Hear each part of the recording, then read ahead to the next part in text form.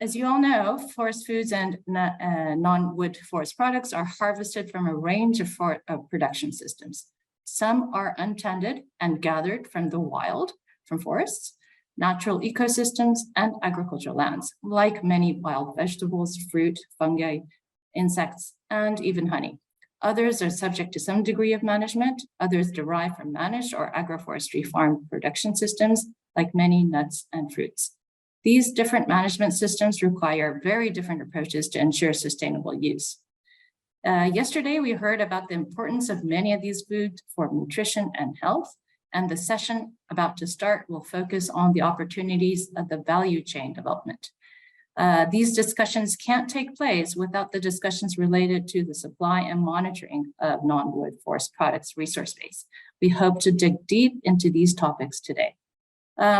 So before giving the floor to Sven, before we go forward, I'd like to give the floor to Sven for some introductory remarks, please. Over to Sven.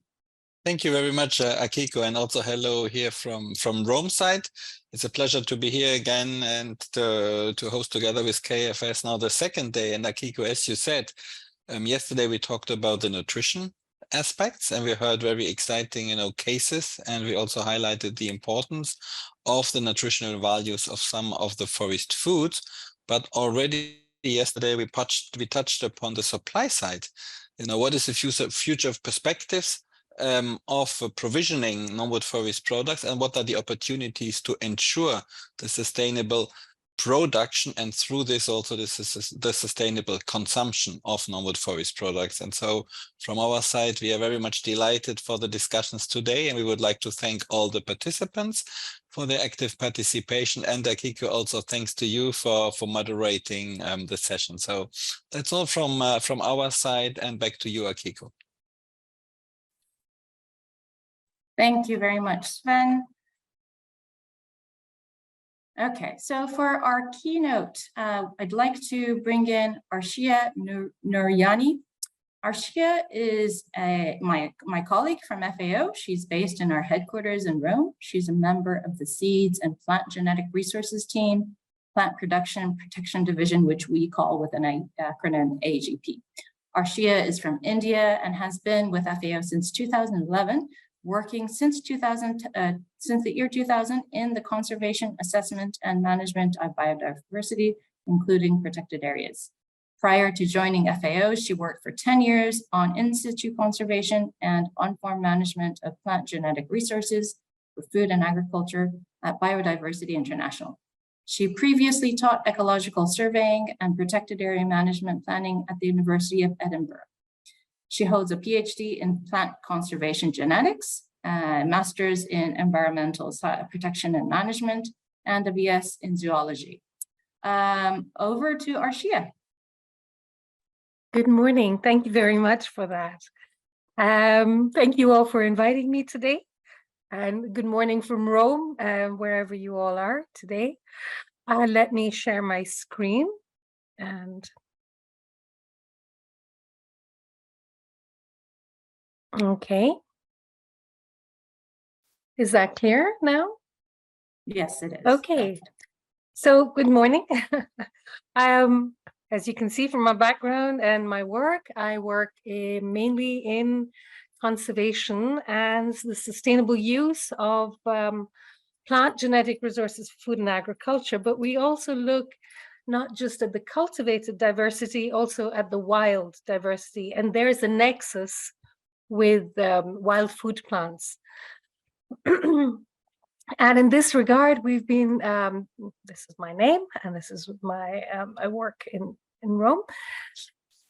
I wanted to give a quick intro as to what these crops are, and then why are these important. So these are to do with the cultivated, but with regard to crop wild relatives, the cultivated diversity, we're looking at the wild species that have particular relevance for breeding. So breeders look at this diversity and will identify specific traits that can be essential for nutrition or also for resilience to particular biotic and abiotic stresses. Okay, Wild food plants, as you probably know better than I do, are very important. We talked about diets yesterday. They're harvested most often outside agricultural lands. This diversity tends to be undomesticated. And they're rich sources of micronutrients, especially in times of need when major crops are not available. As they exist in the wild, they're also constantly evolving to adapt to the environment. So this is a very important point.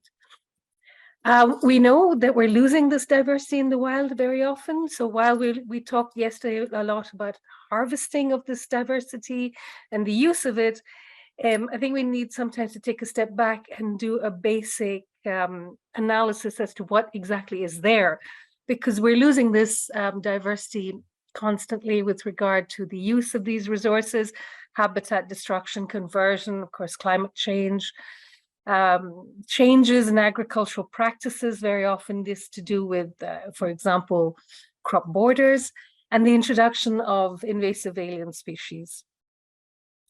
So what have we done? We've been working with partners such as the International Treaty on Plant Genetic Resources, and under the auspices of the Commission on Genetic Resources for Food and Agriculture.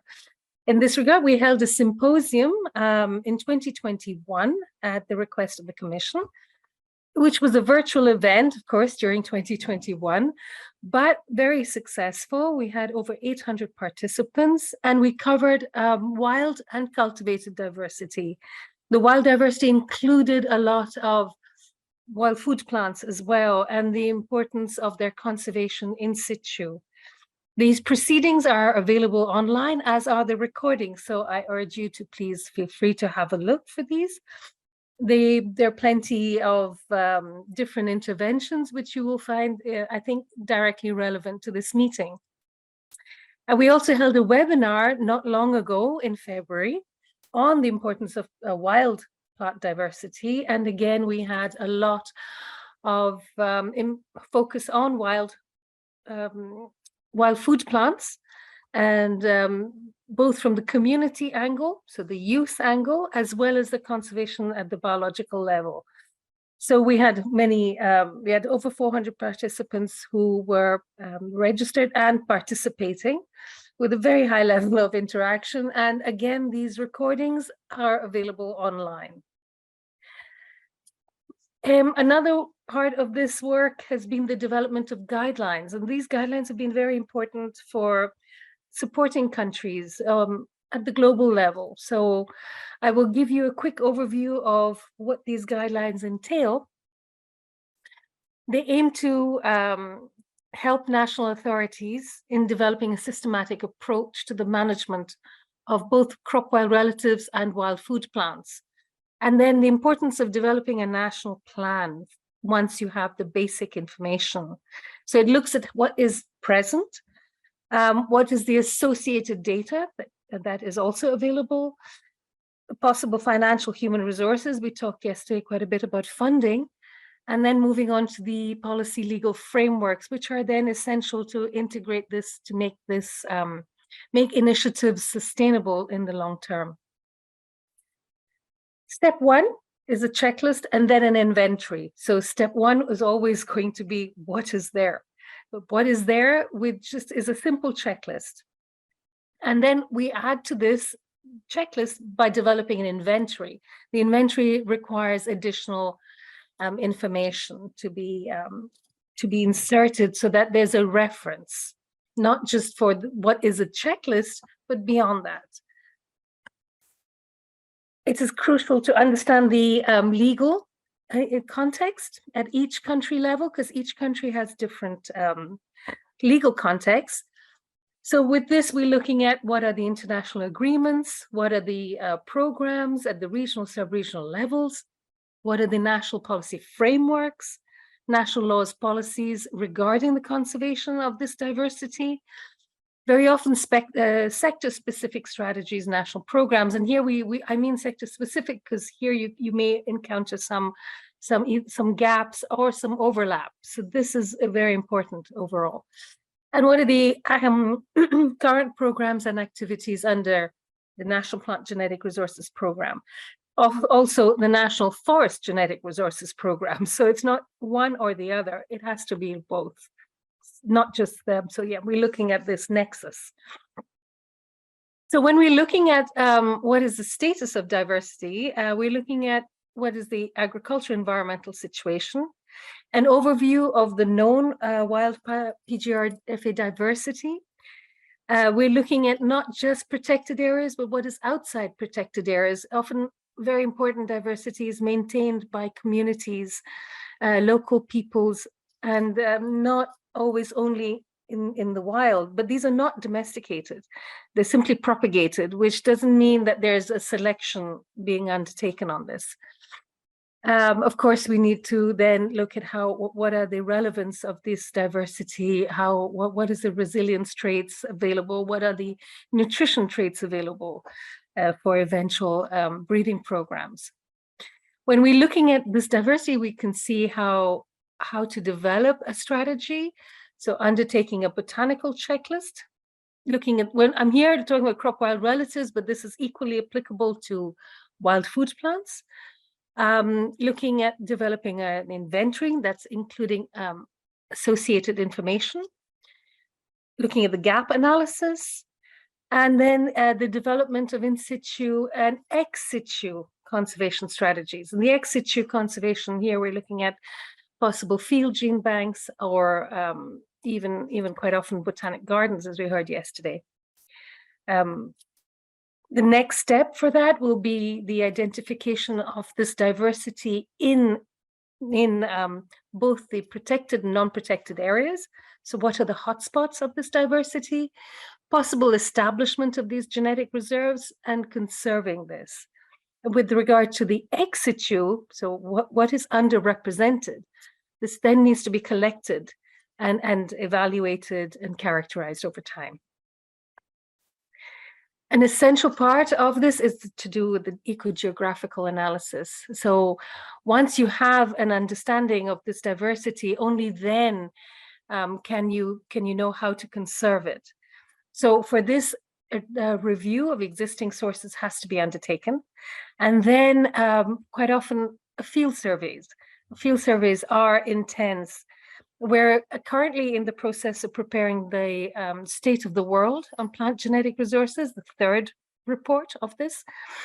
And a huge gap we have noticed is the lack of taxonomy and the capacity of plant identification. It seems to be a dying field, and this has been a great concern. We can come back to that eventually. So what are we looking at also when we look at the genetic data? We're looking how do we identify and classify populations, which this provides a baseline, and then it allows us to identify those populations for conservation, especially if they have particular traits of interest. And then the evolutionary forces that are currently acting on them. Undertaking the threat assessments requires all these different elements. You can have a quick look, I won't go through them. But you can see we need to evaluate a lot of these taxa that exist against the IUCN Red List. And then we need to undertake these remedial studies, as we call them, which would to do with understanding the demography, reproductive biology, and the genetics. Once the plan is in place, once there has been a national plan that's been developed, it is essential that the plan is monitored, and it is an iterative process. It's not a snapshot in time. This process must be monitored. So we're looking at the development of a plan, the development of the identification of gaps, if you like, to then undertake targeted actions, implementation of targeted actions, the assessment of these indicators. So you have to always develop these indicators, review of the indicators, etc. So it must be an iterative process leading to policy, and then the assessment of that policy and back into practice. Just to give an idea of what we are actually doing, for example, this is, you can see a map The red dots are current projects that we have as FAO, both HQ and in the decentralized offices. We're undertaking initiatives, and this is initiatives for the conservation, sustainable use of crop diversity. So when we're looking at this, it gives you an idea that these are it's a portfolio of work that's growing in FAO. And we have a request to undertake this work from countries on local crops and varieties, but also on crop wild relatives, so the wild PGRFA. We are working a lot on that. And when we're looking at the wild PGRFA, we're also looking at how we maintain this diversity in situ, in the wild, working with local communities, as well as with the different levels of government. So at the national government, right down to local government, involvement of diverse stakeholders, which is crucial to give a form of ownership. It is important that otherwise these efforts are unsustainable. The crop wild relatives or the wild PGRFA, quite often, for example, we have an initiative that will be starting in Indonesia, and it's focusing on tree species as well as crop species, looking at their diversity in the wild as well as their cultivated diversity. Some of these are spices. So in this case, for example, we have very different habitats that need to be assessed and conserved, working with stakeholders. What do? We improve the capacities of these stakeholders. We're looking at promoting market-based incentives, identifying platforms for scaling up successes, as well as for sharing knowledge, and the importance of the enabling environment. It must come full circle to have long-term sustainability. And with that, I know I've been rushing through it, but I know we're also running late. But thank you very much, and I'm here should you wish to have any further discussions. Thank you very much. Thank you so much, Arshia. That was great to connect the dots between yesterday and our discussions for today, and to set the scene for us all. We were ready to go to the next session, but I think I'd like to pause in case there are any questions for Arshia. What time is it for you, Arshia? Maybe I'll start with that. It's a bit fresh in the morning.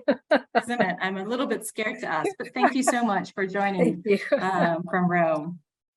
In case there's any questions from any of the participants, feel free to raise your hand now, or you can always chat, I think, in the chat box, or the Q&A box, I think, and Arshia can also reply either verbally or through the chat replies. I don't think I see any hands being raised, in which case, so the next agenda item that we have is a series of presentations from colleagues around the region. We have colleagues from Papua New Guinea, we have colleagues from Nepal, from the Solomon Islands, as well as Pakistan lined up. And our first presentation comes from Tiberius Jimbo. I hope I pronounced your name right, who's from PNG, and he is a tropical botanist, ecologist, and a researcher, currently affiliated with the Papua New Guinea Forest Research Institute. His primary research focus revolves around documenting and explaining species richness and endemism, employing classical herbarium taxonomy and ecological data. His expertise also extends to conducting conservation assessments of endemic plant species and managing invasive plant species. He earned his master's degree from the esteemed University of Papua New Guinea, and during his studies, he completed a thesis on non-tree species diversity in the tropical forest of Papua New Guinea, further solidifying his expertise in the field. He's a member of the IUCN Species Survival Commission, Global Tree Specialist Group, contributing his expertise since 2016. So if you're ready, Tiberius, over to you.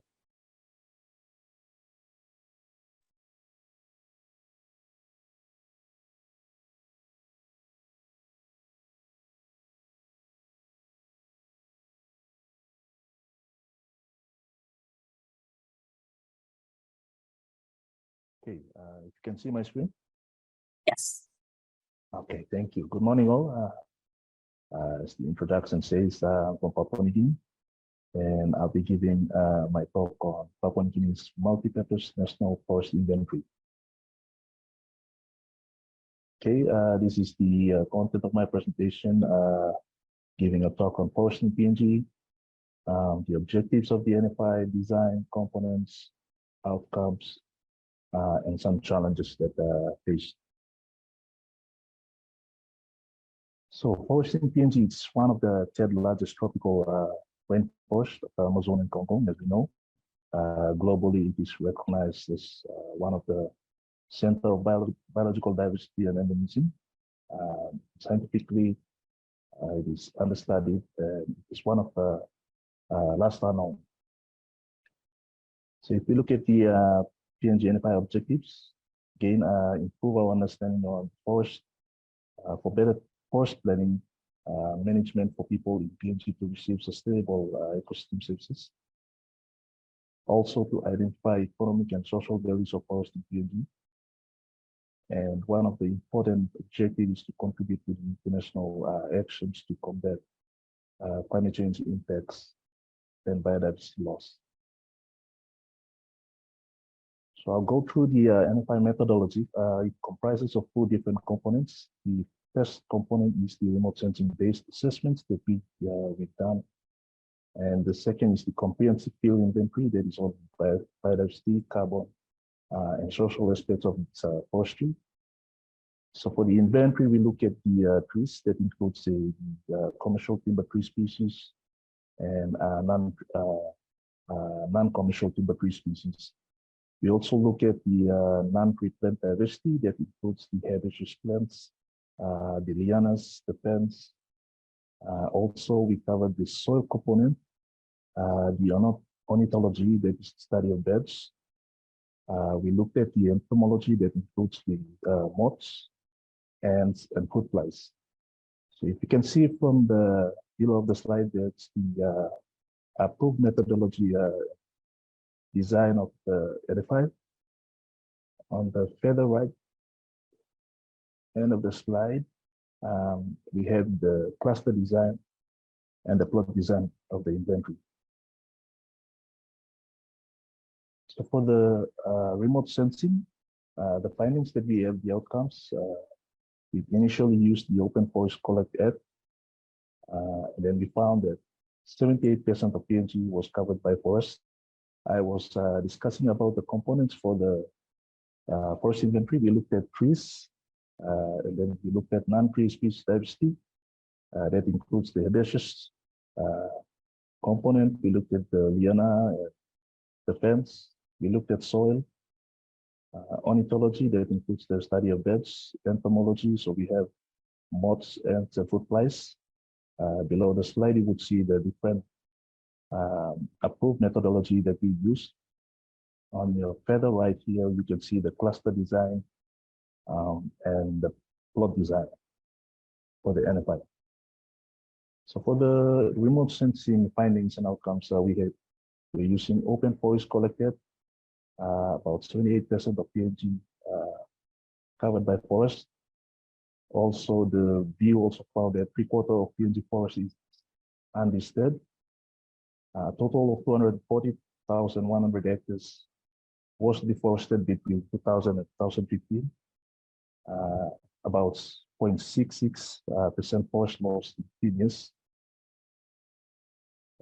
Found that deforestation is not very significant in PNG, but increasing in recent years. Most significant deforestation driver is subsistence agriculture, about 64%, followed by oil palm plantation, which is about 32%. Forest degradation, deforestation has been increasing trend during the last 15 years. That's from 2000 to 2015.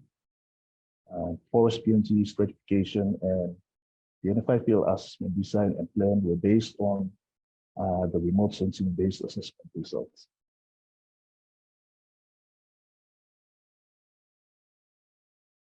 So if you can see for this slide, the NFI field assessment commenced in May 2017, so far we have a total of 159 159 plots in 43 clusters being assessed.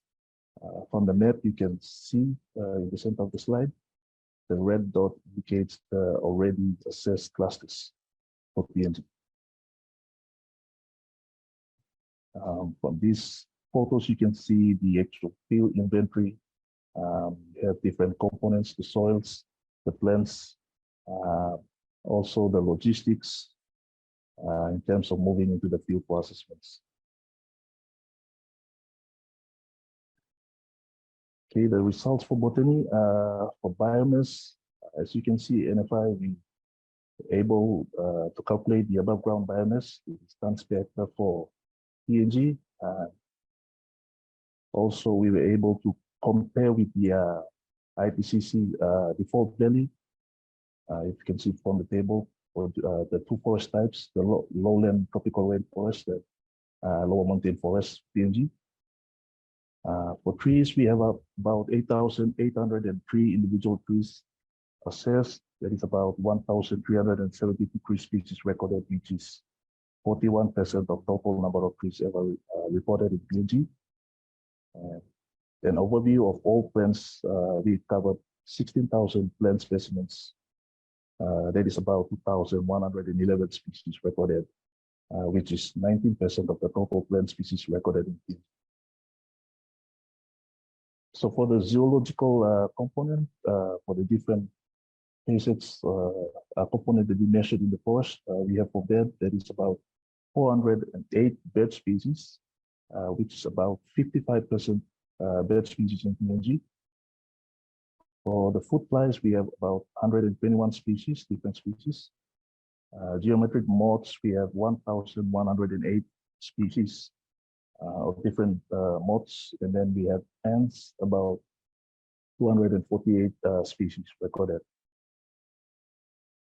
So if we look at soils, again, many of the soils on PNG lowland contains about moderate amount of carbon, about 91 to 180 tons per hectare. The highest carbon values are found in soils with paleosols. Those are buried topsoils formed in parent material with high iron and aluminum contents, such as those from the Gelberg alluvium or andesitic volcanic gas.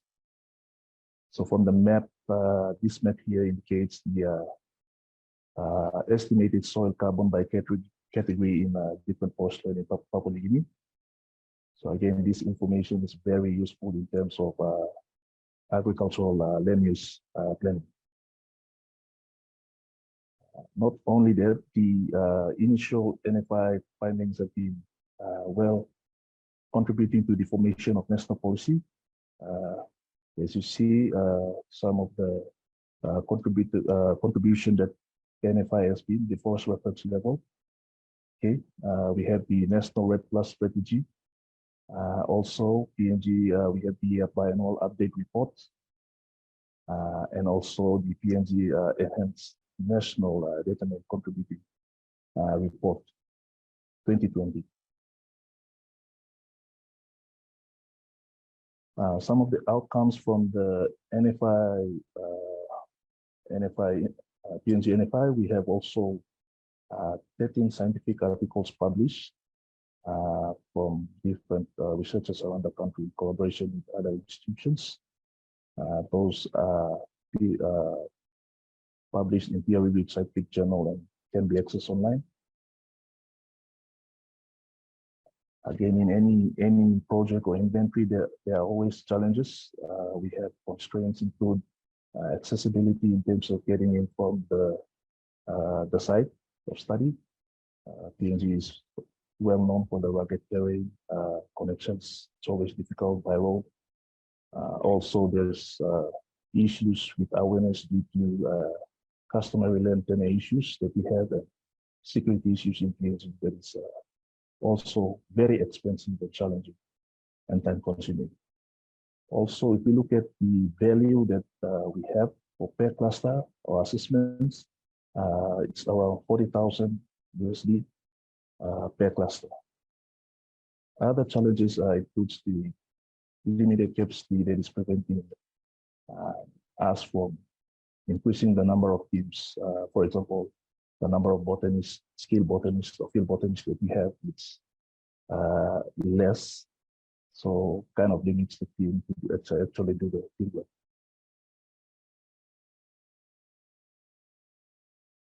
So in addition to EU, UN, RED, and FAO, PNGFA has been coordinating with other collaborators that is both local and international to implement the national forest inventory. So as an organization with that, we are so thankful and grateful for their contribution and participation.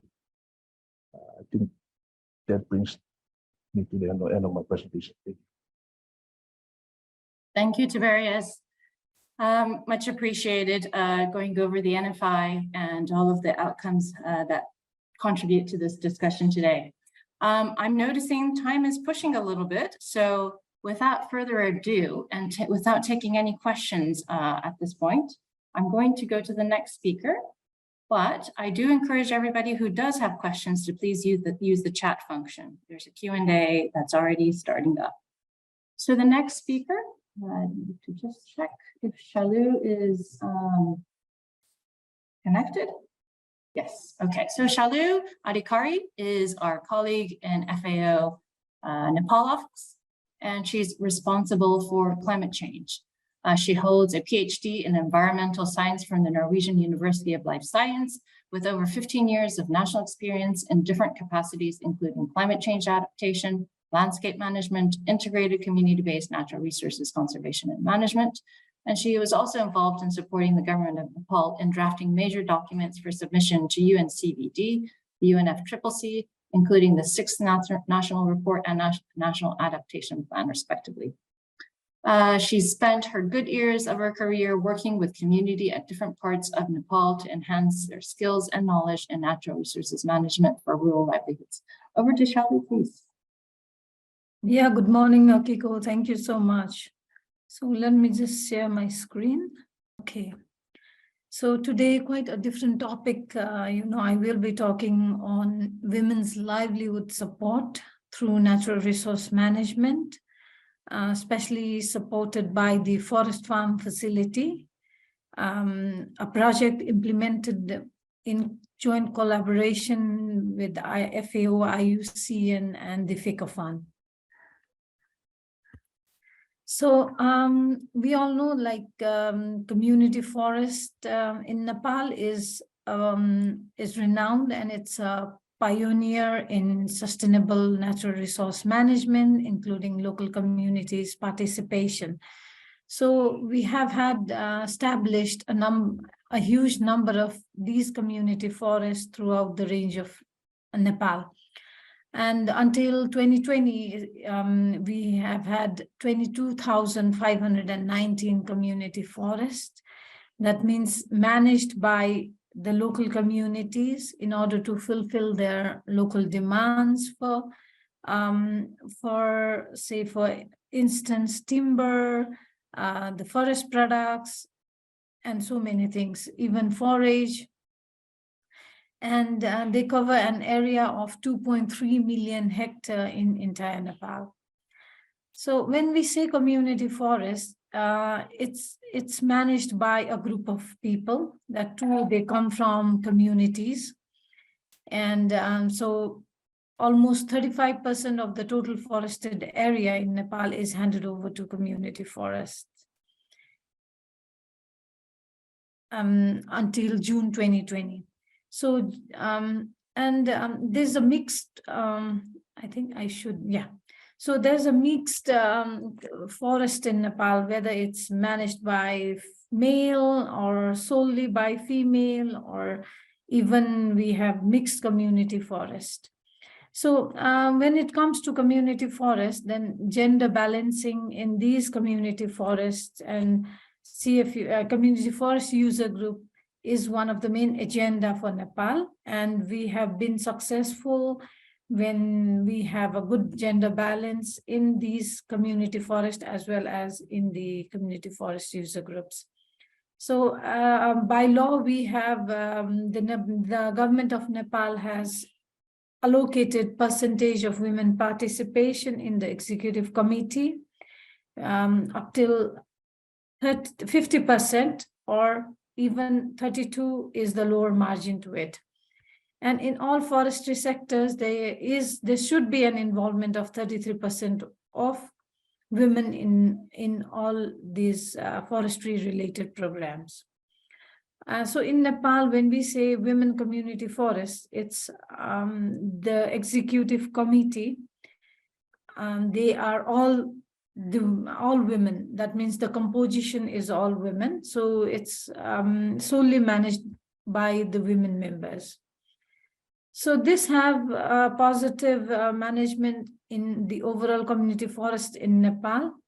Though it's unpaid job, though it's voluntary contribution, it's time consuming, but very deserving when we say to fulfill the local needs of the people as well as for the management perspective. So now I come to the Forest and Farm Facility Partnership. As I've already mentioned, it's a joint undertaking of IUCN, FAO, and FICOFAN, working with community forest user groups for sustainable forest natural management as well as natural management, to strengthen their capacities and to build the capacities to develop them as a forest-based enterprise in Nepal. So in both the phases the first phase started from 2013, and we've just have had the second phase completion, and then we are again continuing with the third phase until 2025.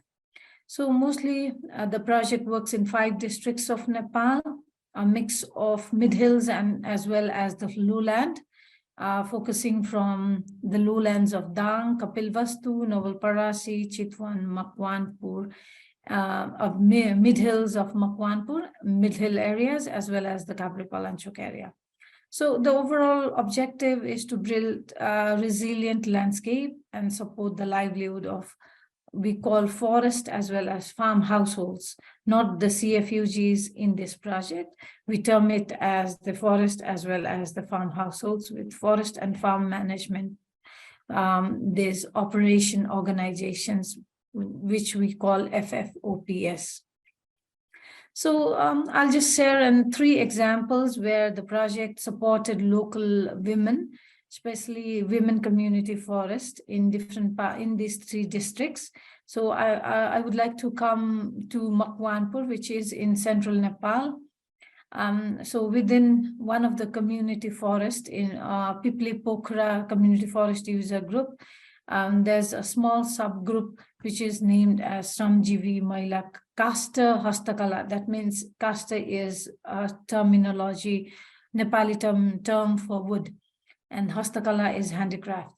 So that's a registered enterprise. They make wood frames, wooden keyrings, and other handicrafts and supply to the local market as per the demand. And then they also support in exhibition. So what did the project do in this case is project has been supporting from the very initial stage in capacity building, in developing skills to make different artifacts, handicrafts of these organizations for market, and the project also supported for market analysis and development. In diversity, this helped to diversify their income generations. They also provided exposure, and it linked with local and national exhibitions that we held in different parts of Nepal. And the support was also provided from basic to advanced training of making wooden handicrafts. So not only making the use of these forest resources, but the women also support the plantation of these species annually in their community forest, such as for bamboo, which is used for making wooden baskets, wooden chairs, tables, and the rattan species in 4 hectares of their community forest to ensure the sustainable supply of these raw materials.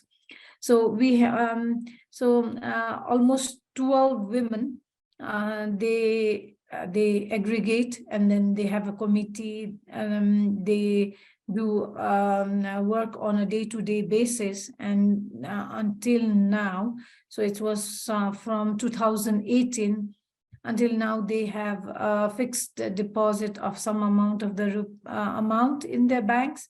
And also they have monthly income of around 25,000 apart from what they do from their household businesses. Around 25,000 Nepali rupees, which comes around $250 per month.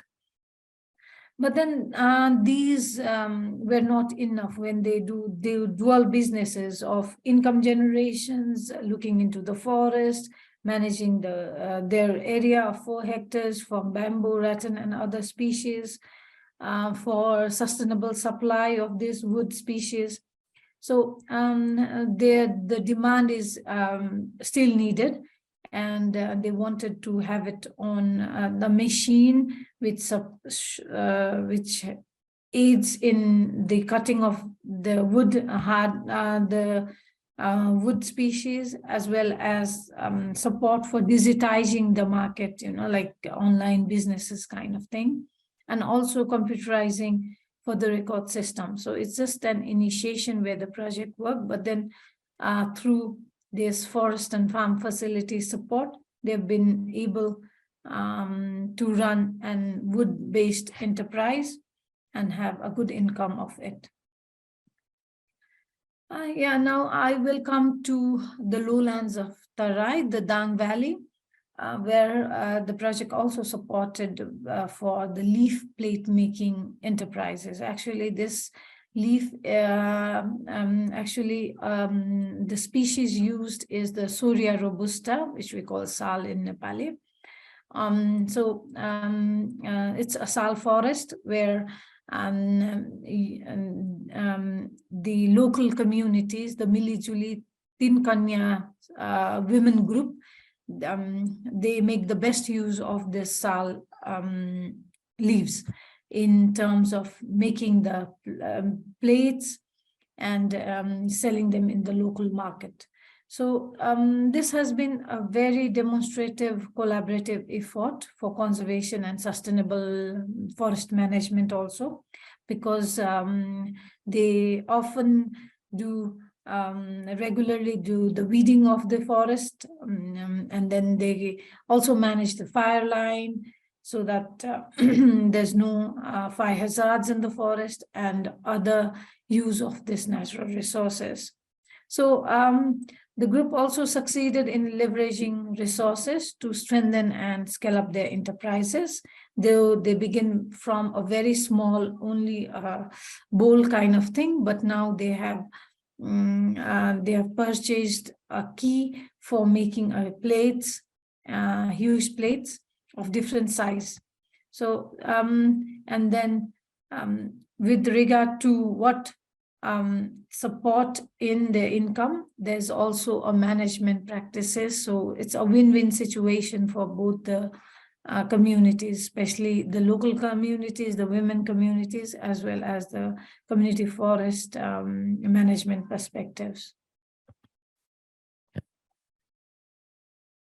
So another is very promising enterprise, though it's not solely a pure forest, wild forest products, but then as Akiko already mentioned, like it's the kind of semi-management and then making the best use of the available land, the barren land in the community forest. So it's somewhat an agroforestry practices also. So this example is from the central Nepal in Makwanpur districts, mid-hill region of Nepal. The Bungdal Community Forest User Group. Actually, the forest is a mixed forest where women have made a smaller women groups within that community forest, so as to make the best use of the barren and the barren land within the community forest. So the barren land is almost 5 to 7 hectares of the barren land there. So on the bank of one of the river, the Churiakat River, where I believe, Akiko, you're much aware of the reason. And and other people too. So the project supported in cleaning, clearing, capacity building, and then purchasing some of the rhizomes of turmeric. So within 2 years, with 800 grams support of rhizome, they could harvest up to 5,000 kgs of turmeric, where there's a collaboration between various organizations, not only the Forest and Farm Facility, but then FECOFUND supporting with the grinding machine, whereas the local government supporting the electricity, and then the infrastructure support to run the business. So since this has been an emerging of organic geographical indications in Nepal, and so we are also promoting, we are also supporting these local groups on a long run as a geographical indication tagging and branding, and then also on the organic certification, though it will take a bit longer time, but then the collaborative effort of the local people, especially the women, and making the best use of the barren and abundant Churiakat Bank River has become very promising. So this way, these turmerics are also not damaged by the wildlife, say like the wild boar, and then even monkeys. So, and then they have a good market value and medicinal value. So on a long run, the project is also thinking of GI enterprise business plan development, equipment support, such as the solar. You can see in the picture, there's this slide, the women, coming together and then doing it manually. Some machine support, market linkages, the GI still need in a community like Makwanpur district. So these are some of the examples that I wanted to share, the 3 examples with 3 different scenarios, making the use of wood, forest timber, making this barren land use through turmeric cultivation, having dual multiplier effect, and then the other one was of the sal leaf plate making. So with this, I would like to stop here my presentation. So if Julia, if you have any comments, and then if other participants, please write to me at this. Thank you for listening to me. Thank you so much, Shalu. That was great. As Shalu mentioned, I have also witnessed some of this myself in a recent field mission, and it was really stunning how much work goes on in these enterprises and how much exciting things are coming to the market. Okay, so without further ado, I'd like to introduce you to the next speaker, who's Mr. Shane Tatua. Shane started his career in 1996 as a lecturer at the School of Natural Resources, Solomon Islands College of Higher Education, which is now the Solomon Islands National University. He was teaching soils and environmental sciences to tropical agroforestry and forestry students. His interests include sustainable and resilient production systems such as agroforestry and organic farming systems, and how they influence soil health, withstand climate change impacts, and provides nutritious indigenous foods. Shane holds a bachelor degree in biochemistry and a master's in soil chemistry and biology, and a PhD in soil, carbon, and nutrient cycling. He consults, operates a lab, providing soil and water analysis analytics in the Solomon Islands. He runs a Soul Agro Products, which adds value and markets an indigenous nut called the Nagali nut. Is a board member of Custom Garden Association, which is promoting organic farming and sustainable livelihoods, among many other activities.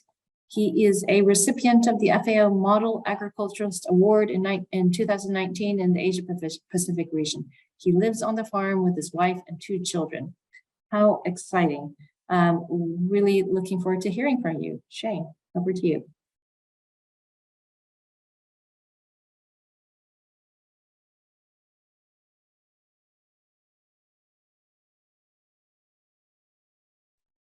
I think he might have fallen off the chat. Oh dear. Okay, I am quite sure I did see him earlier. Yeah, I think he just, the meeting rather. Okay, Maybe you shall wanna go to the we? next? Yeah, let's No. go to the next speaker. And is Dr. Faisal here? Yes, I do see him. Okay, so we'll go, we'll let Shane come back and tell us his story after we go to Pakistan. And from Pakistan, we have Dr. Faisal Bari. He is another colleague from FAO.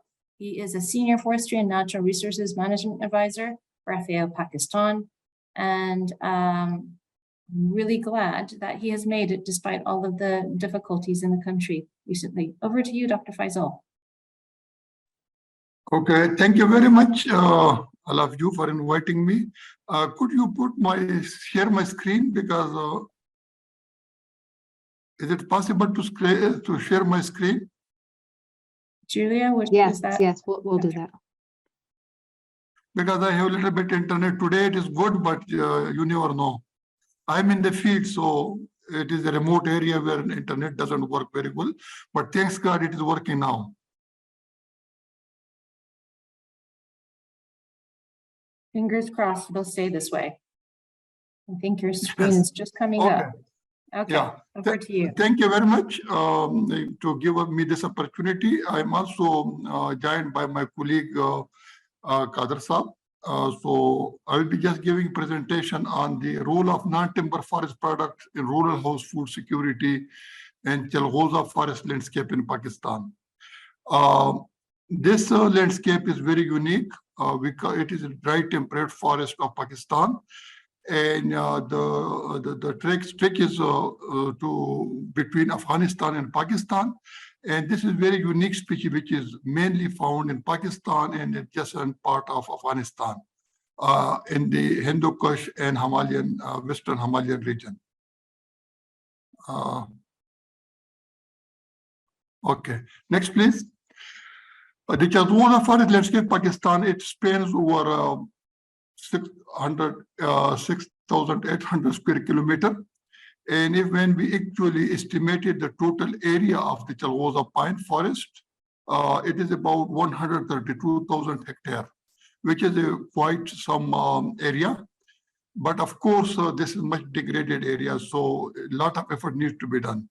The Chalghoza species important not only for timber, for other purposes, but its main use is the pine nuts, which are very costly.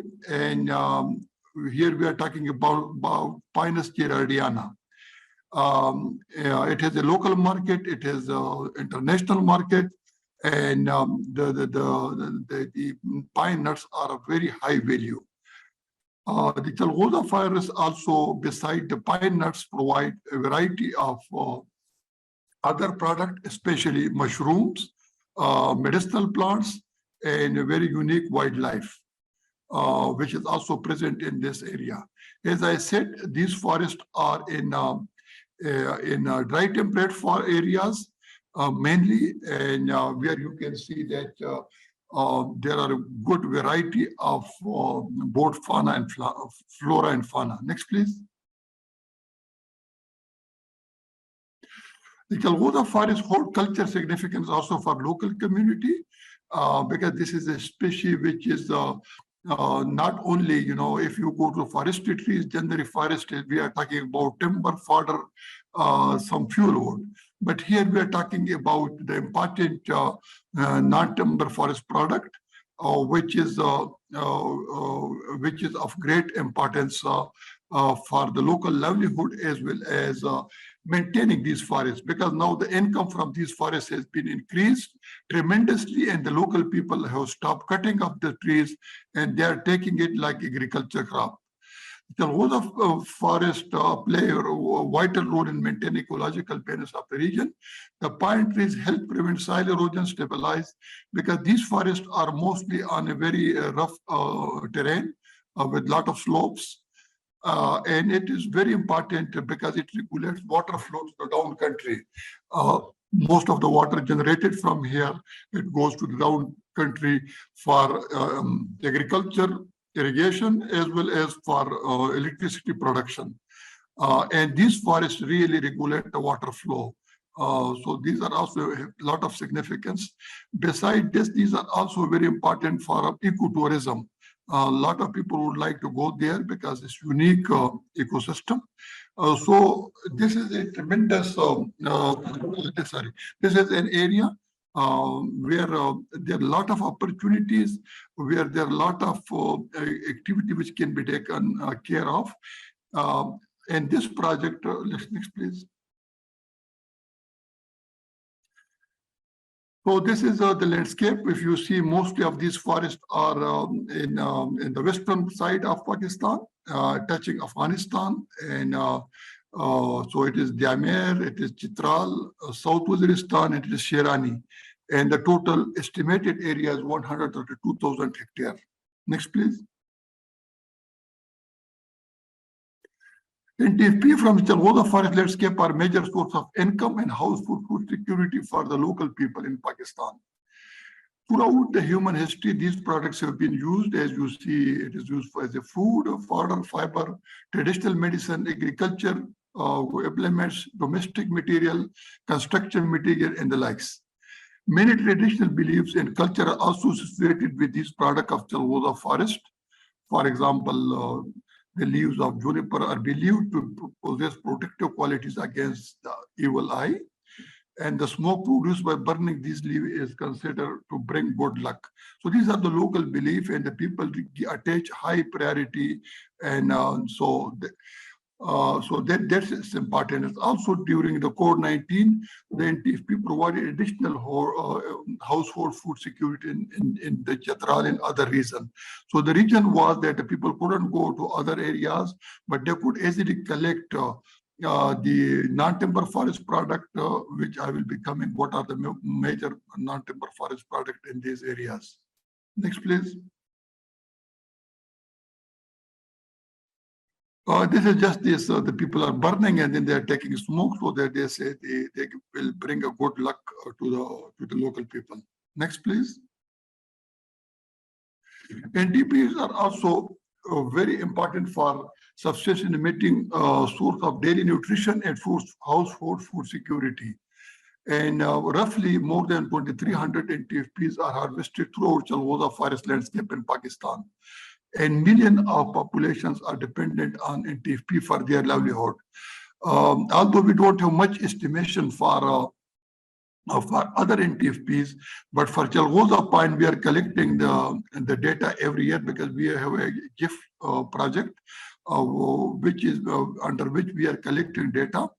And it is like about 7 billion rupees each year, those which we record. Those which goes without record, that is additional. And there is great potential that the 7 billion rupees can be easily doubled if you go and introduce more sustainable forest management, if you go more sustainable utilization of this resource, and also give more emphasis to the local value addition and market linkages development. NTFPs are also considered safety net. 85% rural Chalgoza forest landscape, and because we are working in these 4 areas, so we feel, and our survey tells that this is like safety net, because they have these trees, and these trees generally the only thing they have to protect. Of course, extraction and collection of the cones and then subsequent seed is a difficult task, but it gives livelihood to a lot of people. And the good thing in this is that although it may be somebody big landlord property as a community forest, but the local people are allowed, only the people who are residing in that area, not from outside, and nobody is allowed to employ labor to collect it. So generally only the poor people will go and collect it, because the wealthy person, even if he is the owner, would not go and collect. And he can also not bring outside laborers. which means it is a good support to the local poor people who goes there, who collect, and this is one of their main livelihood. Next, please.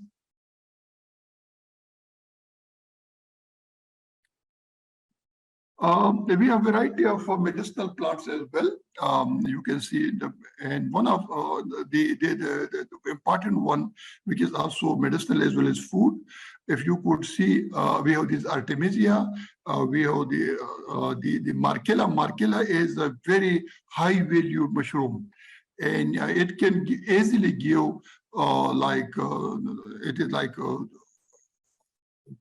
150, $200 per kilogram if it is properly managed. So, and mostly it is important that the women will go and they collect the non-timber forest product, especially the medicinal plant and herbs, as well as mushrooms.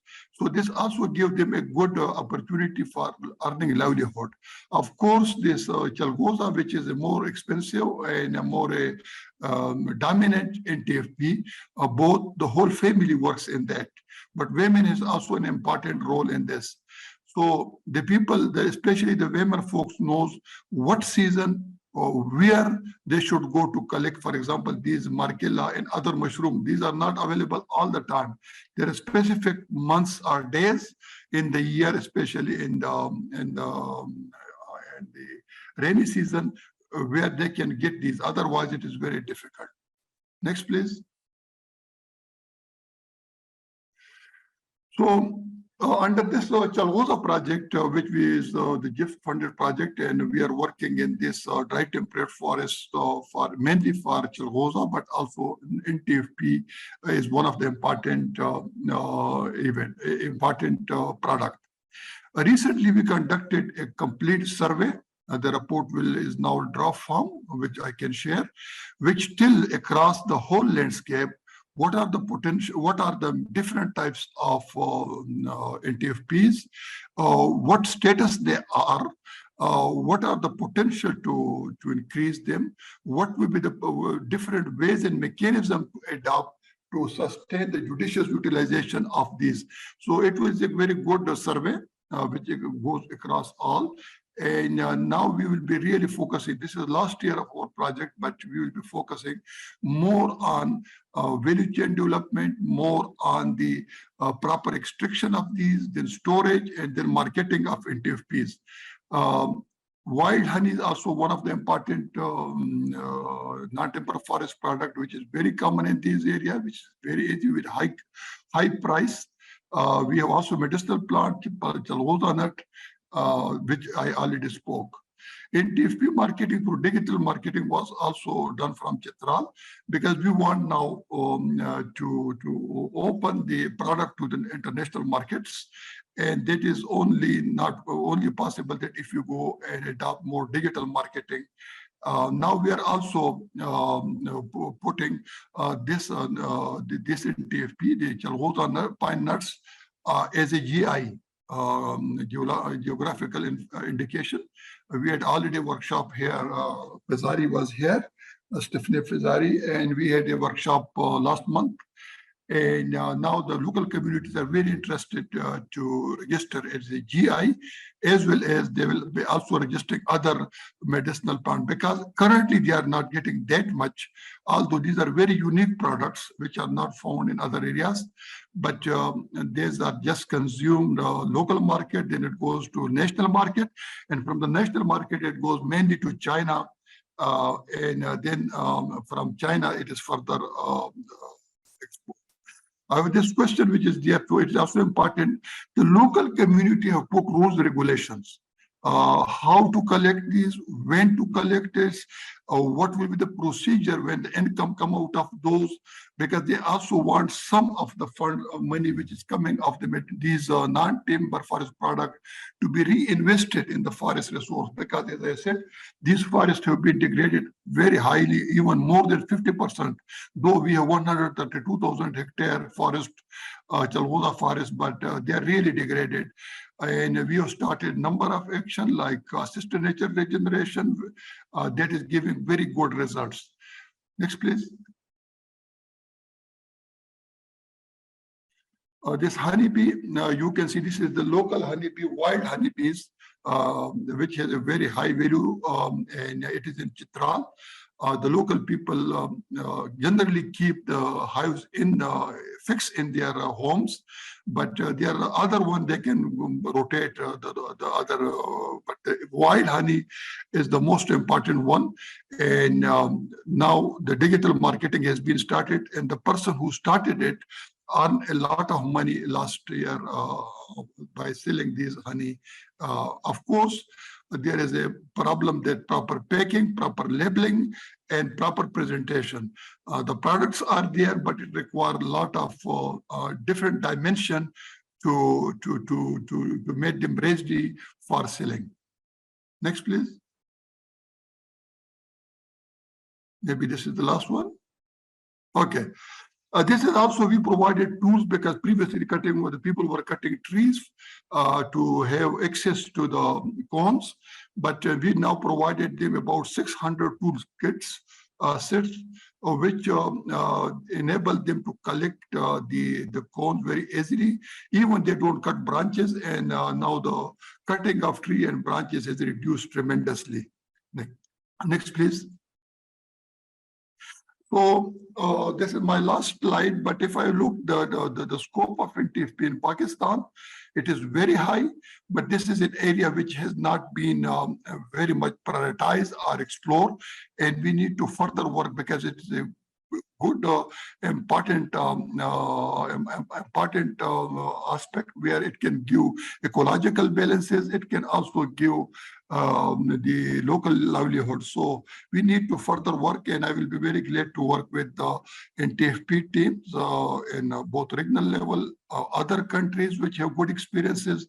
And I feel this workshop for us is a start, but we will be definitely participating in subsequent workshop, and we will be learning from other and also telling what type of issues we have. Thank you very much. Thank you very much. That was really interesting. You already have at least 2 questions that I can see in the Q&A. So please do take a look and have a little exchange there. I am just going to pause and see if there's anybody who wants to raise their hand and come online to raise any questions or comments at this point. We are considerably behind time, I'm afraid. Very sorry. I don't think I see Shane yet. So in this case, if I'm not mistaken, if you are there, Shane, please come forward. If not, I think I'm going to pass over to Julia to introduce the breakout group discussions. Thank you. Over to Julia. Yeah, Shane unfortunately had connection problems, so he might try to connect. I'll update you on that. I'm just going to share my screen again really quickly before we go into breakout groups. Just to give you an overview of what came out of the surveys that some of you have already contributed to, this specifically with regards to conservation and management. Okay, so as you see here, a lot of species mentioned, so thank you for all this detail. This is really critical. You also specified the different production systems. So on that spectrum from wild, semi-wild to farmed, and it's really important for us because a lot of the data that's existing, we're not really sure if it's from cultivated production systems, from wild gathered, and again, it's critical to be able to better tailor assistance. Here you'll see some species mentioned in different production systems. So depending on the country, it might come from, or within the very same country, some of it might be wild gathered, and others are more farmed or managed production systems. Again, here, from a statistical point of view, it's very difficult to really differentiate what is, I guess, more of an agricultural product, so farmed, and what is a forest product. Again, also to try to understand the value actually coming from forests and trees and wooded lands. So thank you for all this detail. It's been excellent, and we can dig in a little deeper in breakout groups as well. also trying to identify who's collecting data.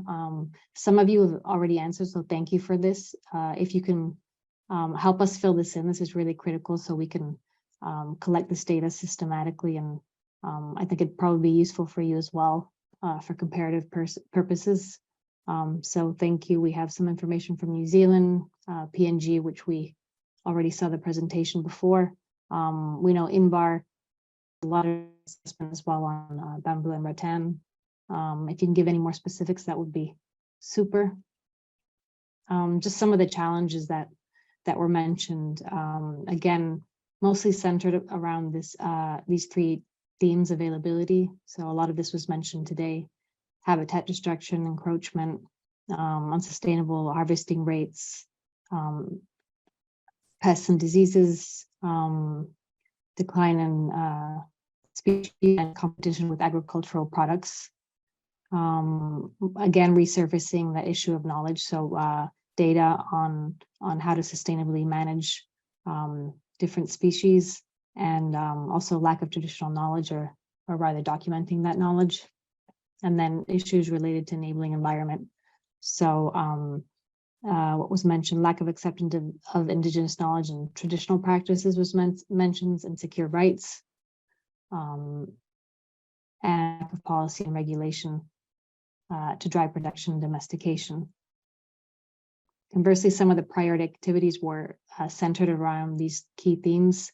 So again, availability, support, short value chains, forest restoration, local and traditional markets. So very much linked also with the value chain aspects. Knowledge, we saw a great example from PNG today about inventorying, which is mostly for timber and tree species. So it was great that that this is expanding, prioritize food for domestication, sustainable harvesting guidelines, raise awareness and promote consumption, invest in education, research and development. And then again, more themes related to enabling environment. So long-term sustainable management policies, establishing a global agenda that supports livelihood practices of Indigenous communities through food from forests. So again, that link with livelihoods, and then policies for domestication were mentioned. So this is just to get you started, to get you thinking for your breakout groups. And I think, Clara, I think we're ready to break out. Thank you.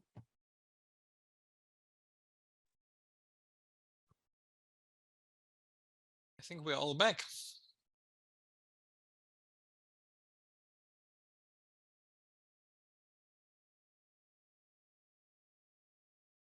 Akiko, are you also back? There she is. Thank you, Sven. Okay, thank you everybody for coming back. I understand we've all broken up into groups, come back, and we have discussed and selected one person to report back to plenary. So I don't know how to choose that person, but I know which group I was in. So why don't I volunteer our group, if that's okay, Chrissy, to go first?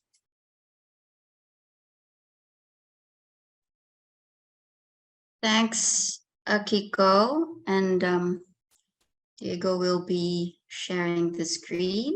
We had, I think, 8 people in our group representing various countries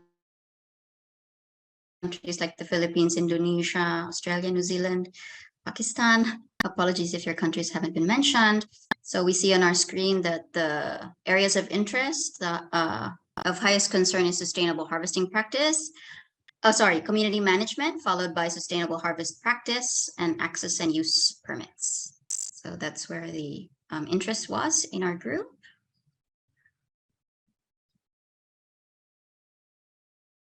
As for the key challenges and risks, as you can see, we had a lot of answers, 22 answers, which focused on large issues like deforestation, climate change, also the issues of national food security programs not well integrating forest foods,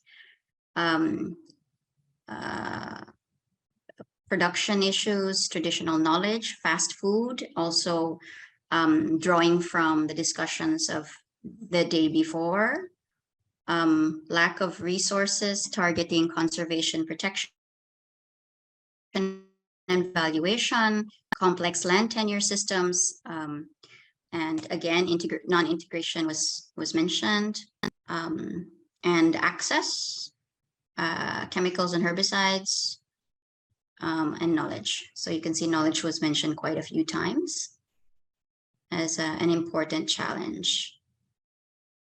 Both lack of knowledge and I guess lack of sharing knowledge that people have regarding this theme. And I think we had one more question, did we?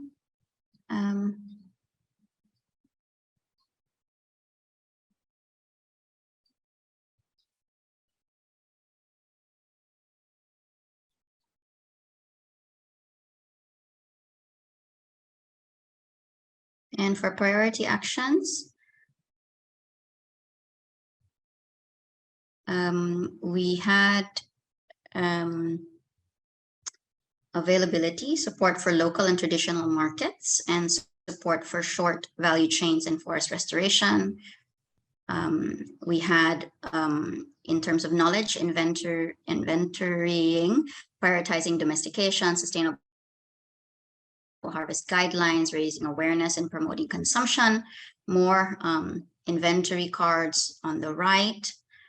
We had some points that the participant deemed as controversial, which is farming of endangered species, so they are no longer endangered.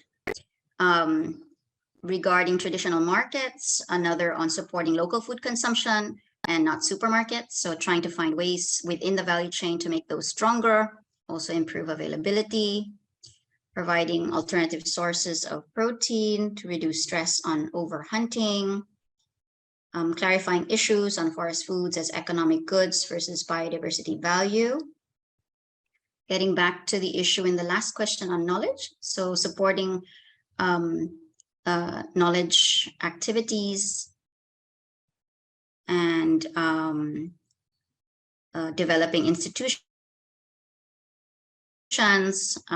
creating brand stories to help tell the story to different supply chain actors, increasing awareness on forest users of sustainable use and management, and determining sustainable harvest levels.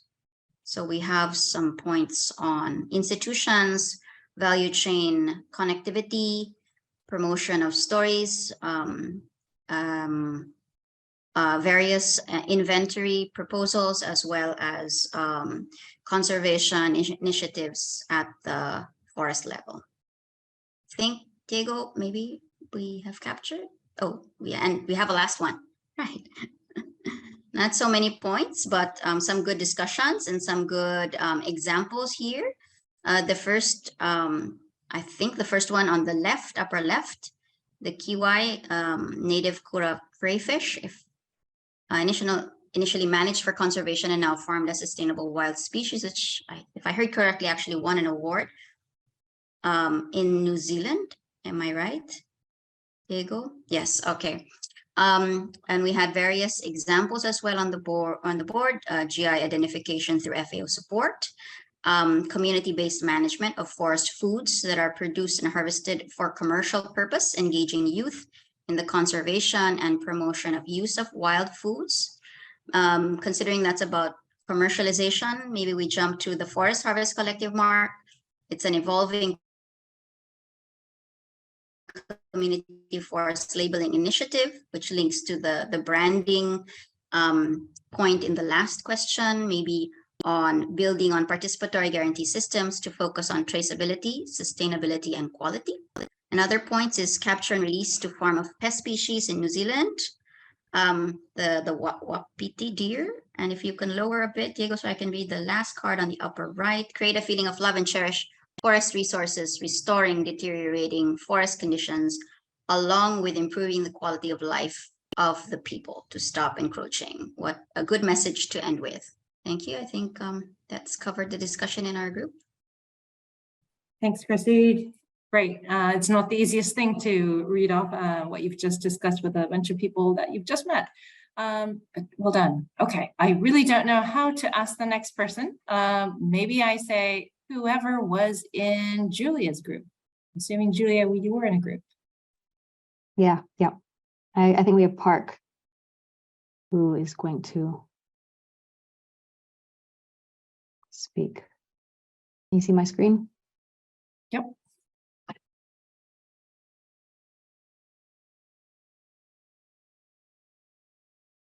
Park, are you there?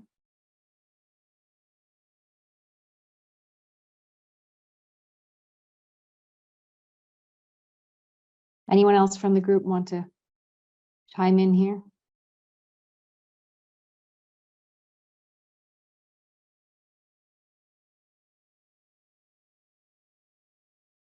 Don't make me volunteer you. Park, can you hear me?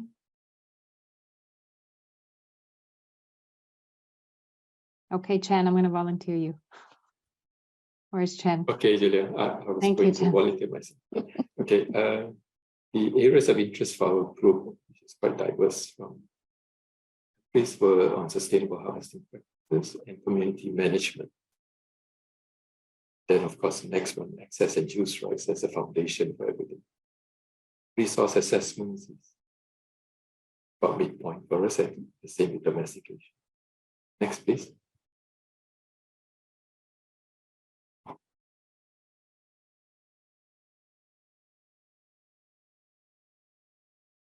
Now, the key challenges and risks.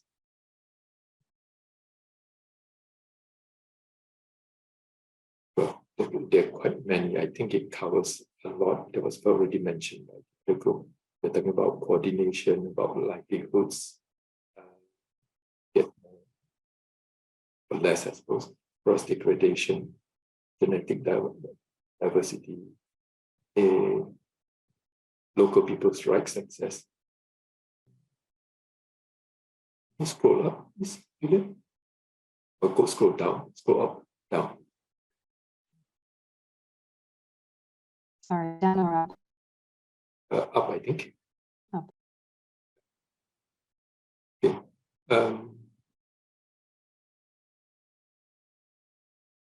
Yeah, ranges from policies, habitat destruction, conversion, basically that relates to the lack of availability of this food.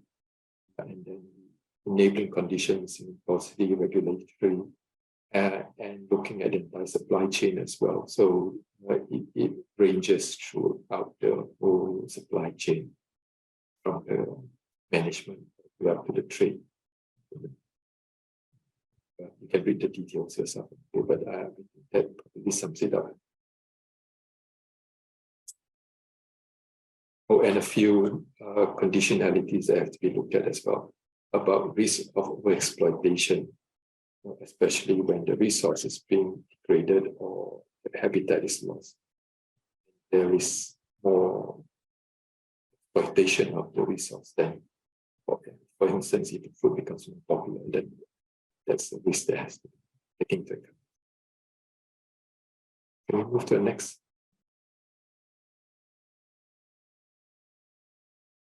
The priority actions that we've identified, I think it mirrors more or less what I just mentioned with regards to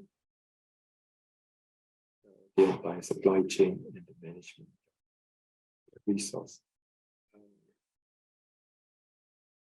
But it adds on a few more cross-cutting challenges, such as availability, supporting short value chains if possible, domestication. So there were some discussions about domestication, about the quality and challenges of ensuring quality and production. Knowledge is important, which support the work that's been done, the enabling environments, practices,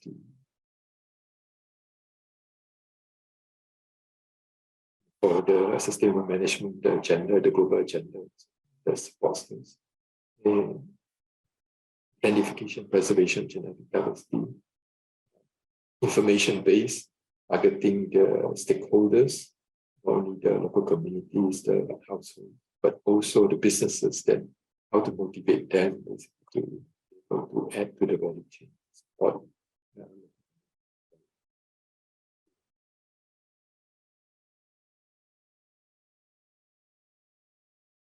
Or I think that what is useful here is mentioned about the management plans and the designs and the policies that should be co-designed in also local communities, bringing their local knowledge, their culture, the way they live, the constraints and challenges into those designs. That is challenging, but that should be quite wonderful. We will help them to ensure that they can sustain their livelihood and next, please.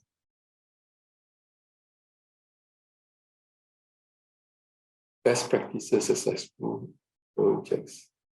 I'm sure we got many here. We got 3, yes. One is a Fair Wealth Standard certification. And there was a question about that.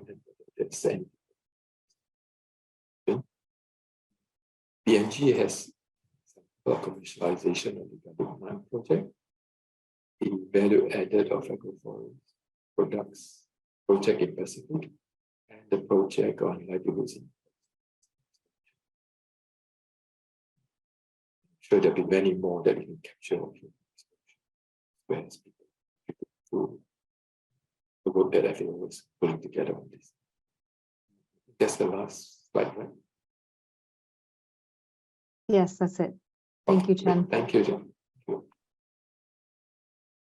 Thank you, Chen. Thank you, Julia's group. Can I guess, Lanya, were you in a different group?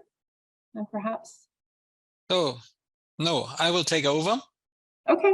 And we'll present from our group. Unfortunately, they have volunteered me to present, but they may correct me in case I'm wrong.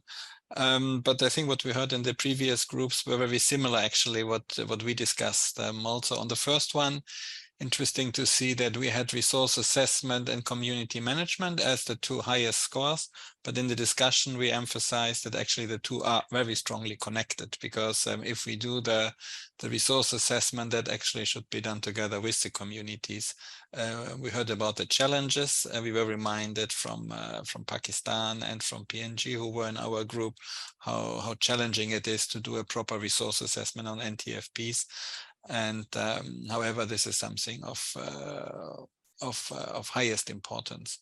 So these were the 2 points which we identified as let's say the most of concerns for our group. When it then came to the challenges, there were the challenges which were also highlighted by you already, Julia, from the survey. Of course, the issue of again of taxonomy. That's something what we heard also this in the beginning from Ashia, from the FAO side, which was confirmed that this is a crucial challenge which we need to address. We need to have better baseline data in order to look into the future and see also where we want to go and where we can go. I think the intersectoral coordination was something which was highlighted not only today but also yesterday, but definitely in our group. Missing is in that regard the comprehensive policy framework. We need to bring different sectors together. We need to address the nexus between wild and domestication and see, what are the biggest opportunities here? When can we go towards domestication? But what might also be the perverse effects of domestication? And one of the challenges, because we would like to link climate resilience, nutrition, and improve livelihoods. And of course, when it comes to the livelihood aspects, in addition to the subsistence uses, there's the value addition, which is very important and which will require basically also a key action, which I will mention in a second. But we need always to keep in mind that do we talk about export markets? Do we talk about national markets? Or do we talk about subsistence uses? And we need to keep all the 3 in mind in order to also ensure that, the access to the resources is maintained and is secured. I think that was on that aspect. And then going to the priority actions quickly, because we didn't address the last time as we were running out of time. One idea was really how to promote the coalition of the willing, basically bring the stakeholders who want to have a change together and to advocate. That's what we are, doing in all our spheres, to basically advocate to the decision makers, to make the case for this. Obviously, we need to have the data. That's why the assessment part remains a priority, together with the development of markets. So it's typical. Now it's a demand and supply aspect to promote, and this must go hand in hand together with the people. And that means the multi-stakeholders, which should be involved and have, this coalition of willing actually to be the engine of success. Other points, of course, we had is to involve local communities, enhance the long-term sustainability, and address anyway possible conflicting policies. I think that was from our side the main points what we discussed, and back to Akiko. Thank you, brilliant. Is that the 3 groups? Do I understand there were 3 groups and that was it? That was it. Except if Okay. there was a hidden group somewhere, but I doubt. Should I pause for a second and let anybody come in for a quick intervention before I hand over and close this meeting, which is now already 19 minutes over time? My apologies for that. Did anybody want to come in and say one last intervention? If I think great job, Sven, summarizing up our point. I just wanted to highlight that the five points that were in the very first question. What is your interest, and which one's the priority? I felt that there was one I couldn't put into those 5, that there was something missing, and that's kind of the vision of food forest. Raised it yesterday. What's the proposition for it? Where's it going? Those things are in the context of the now, but I'm interested in the context of the future, and more in a longer term sort of frame. So I just wanted to point out that in answering the questions, there was a kind of a narrower view to some of the other interests, I think, around food forests that I'm quite interested in. Thank you. Thank you, Lenya. Anybody else who wants to come in one last time? If not, I will hand it over to Sven if he wants to come in to close this morning's session. Yes, no, first of all, thanks a lot, Akiko, for moderating that session, and definitely that we were over time was not your fault. Actually, you kept us, moving ahead, which is great. And let me also just echo, I don't want to continue our working group discussions, but with Lenya, actually, that point was raised, and I also responded in the working group. This issue of value proposition, I think, is very important for us. And I think if we get the right key messages, that is important, also an important output of that gathering and of the workshop. We are discussing here basically among the colleagues who know the topic and who want to promote a certain area for the benefits of the people and for the benefits of the countries. But in order to be successful, we need to go out of our box.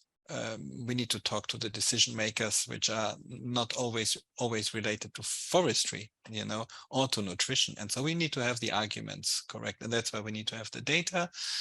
And that's why it's important to get your guidance and get the inputs from the countries, because New Zealand is different to Thailand, to PNG, Solomon Island, and having a vision. A vision from a regional perspective, I think that will be something very interesting. We do have in Australia the Asia Pacific Forestry Commission in October, and that is where actually the regional vision could be discussed. So that is one point, and of course the regional vision is at a higher level, and then it comes really to the national level. And as I said, the situation is very different. We saw this in the presentations today, thinking about Nepal, thinking about, well, we didn't hear about the Solomon Islands, but we know that there's a lot going on. Pakistan was, very impressive.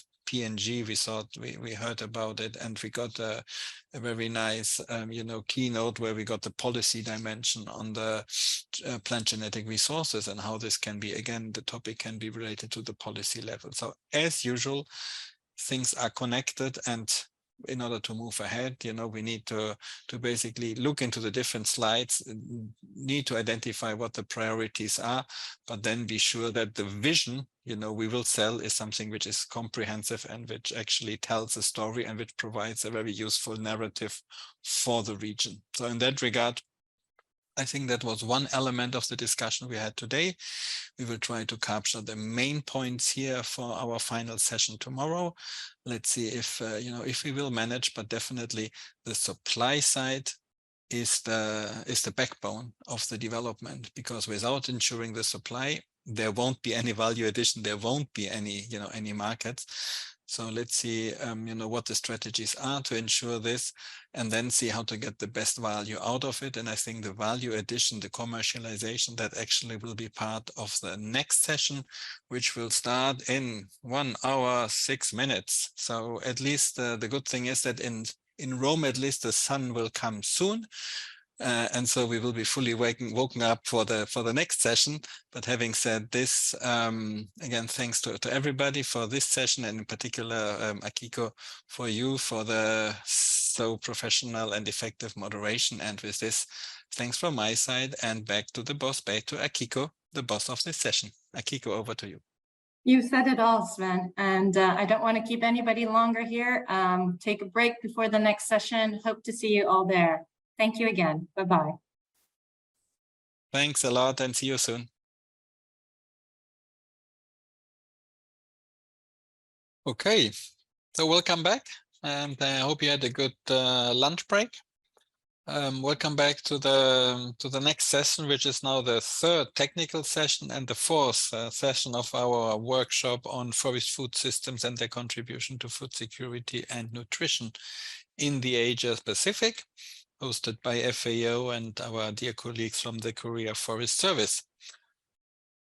We had a couple of interesting sessions already. We just concluded a session on the sustainable use, on the production systems, and before we looked into the nutrition aspects of forest foods.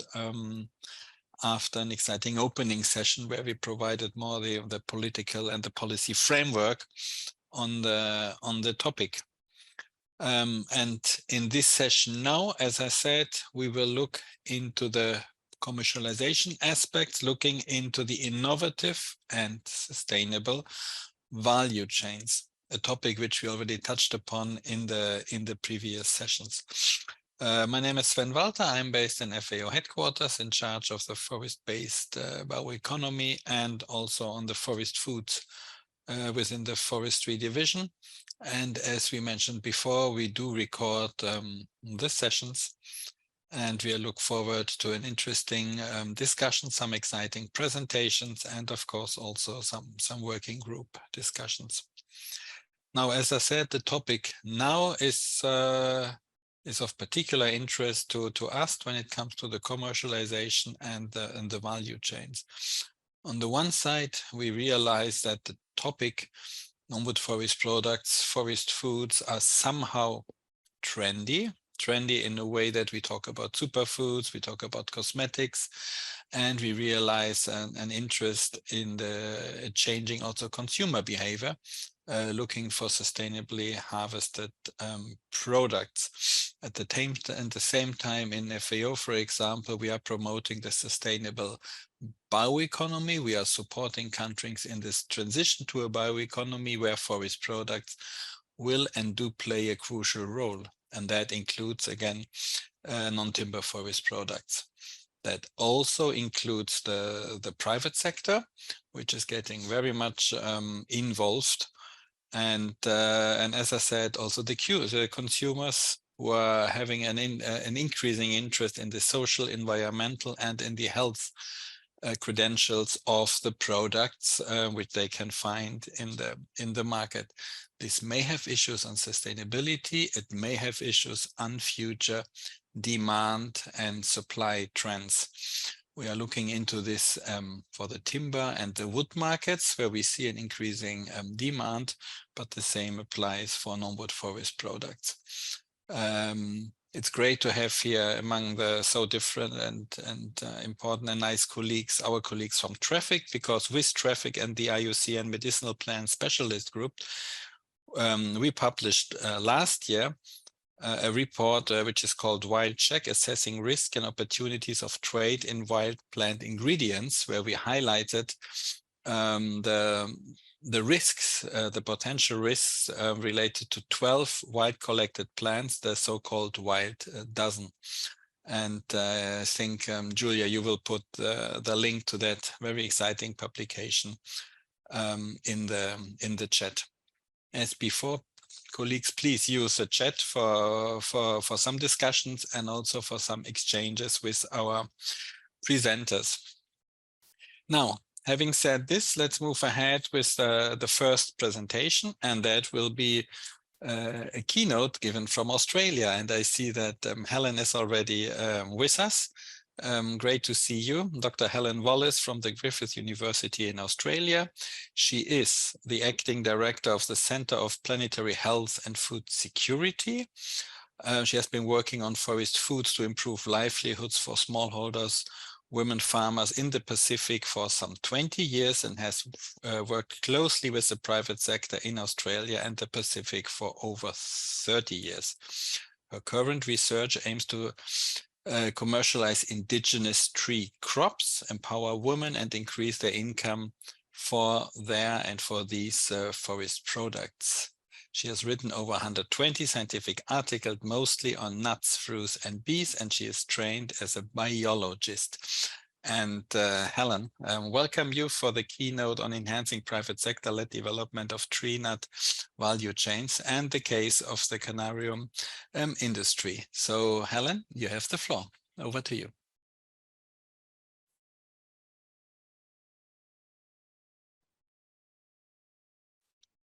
Thank you very much, Sven. Real pleasure to be invited, and I'm really looking forward to hearing about other people's experience in this space. So I'm going to talk about my experience working in Papua New Guinea and the Pacific over the last 20 or so years. And the first thing I'd like to do is acknowledge all of my partners in Papua New Guinea.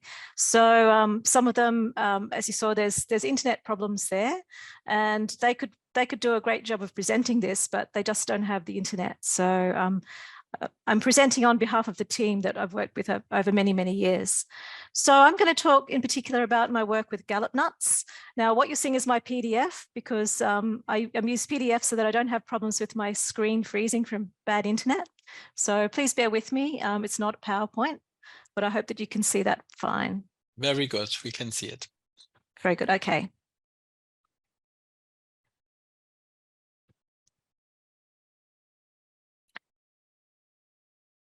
Okay, so I just want to give you a little bit of context about Papua New Guinea. And we heard also this morning from Tiberius about what's happening to forests there. And he did mention that there's a bit of a decline or a degradation in forests in Papua New Guinea. And in the areas where I work and I do this research, there is pressure for forests to be converted to oil palm. And there's also a lot of pressure from logging. So I know we've had a lot of conversations about sustainable harvest and so forth. But at the moment, the places where I work, the alternative land use is no forest. So these are some issues I think to be aware of.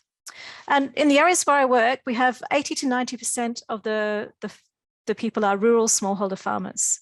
So subsistence farmers, they may have some cash crops like cocoa or copra, but mostly they grow their own food to eat for their families, and they live in very remote locations. So these are areas where there may not be very many roads, or it may take 2 hours to get to market. And they have no way to access those distant markets. So when they need money for things like school fees or to buy food or supplies like kerosene, they really don't have many options apart from cocoa and copra. And another thing I do want to mention about Papua New Guinea is all of the the indicators for women's economic empowerment are very low.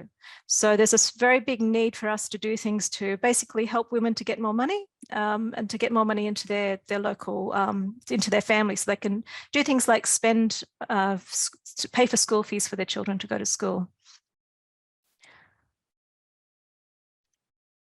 Okay, so I'm going to talk a little bit about the Gallop nut in particular. So I've been working with this project and my colleagues in Papua New Guinea for about 15 or 16 years now.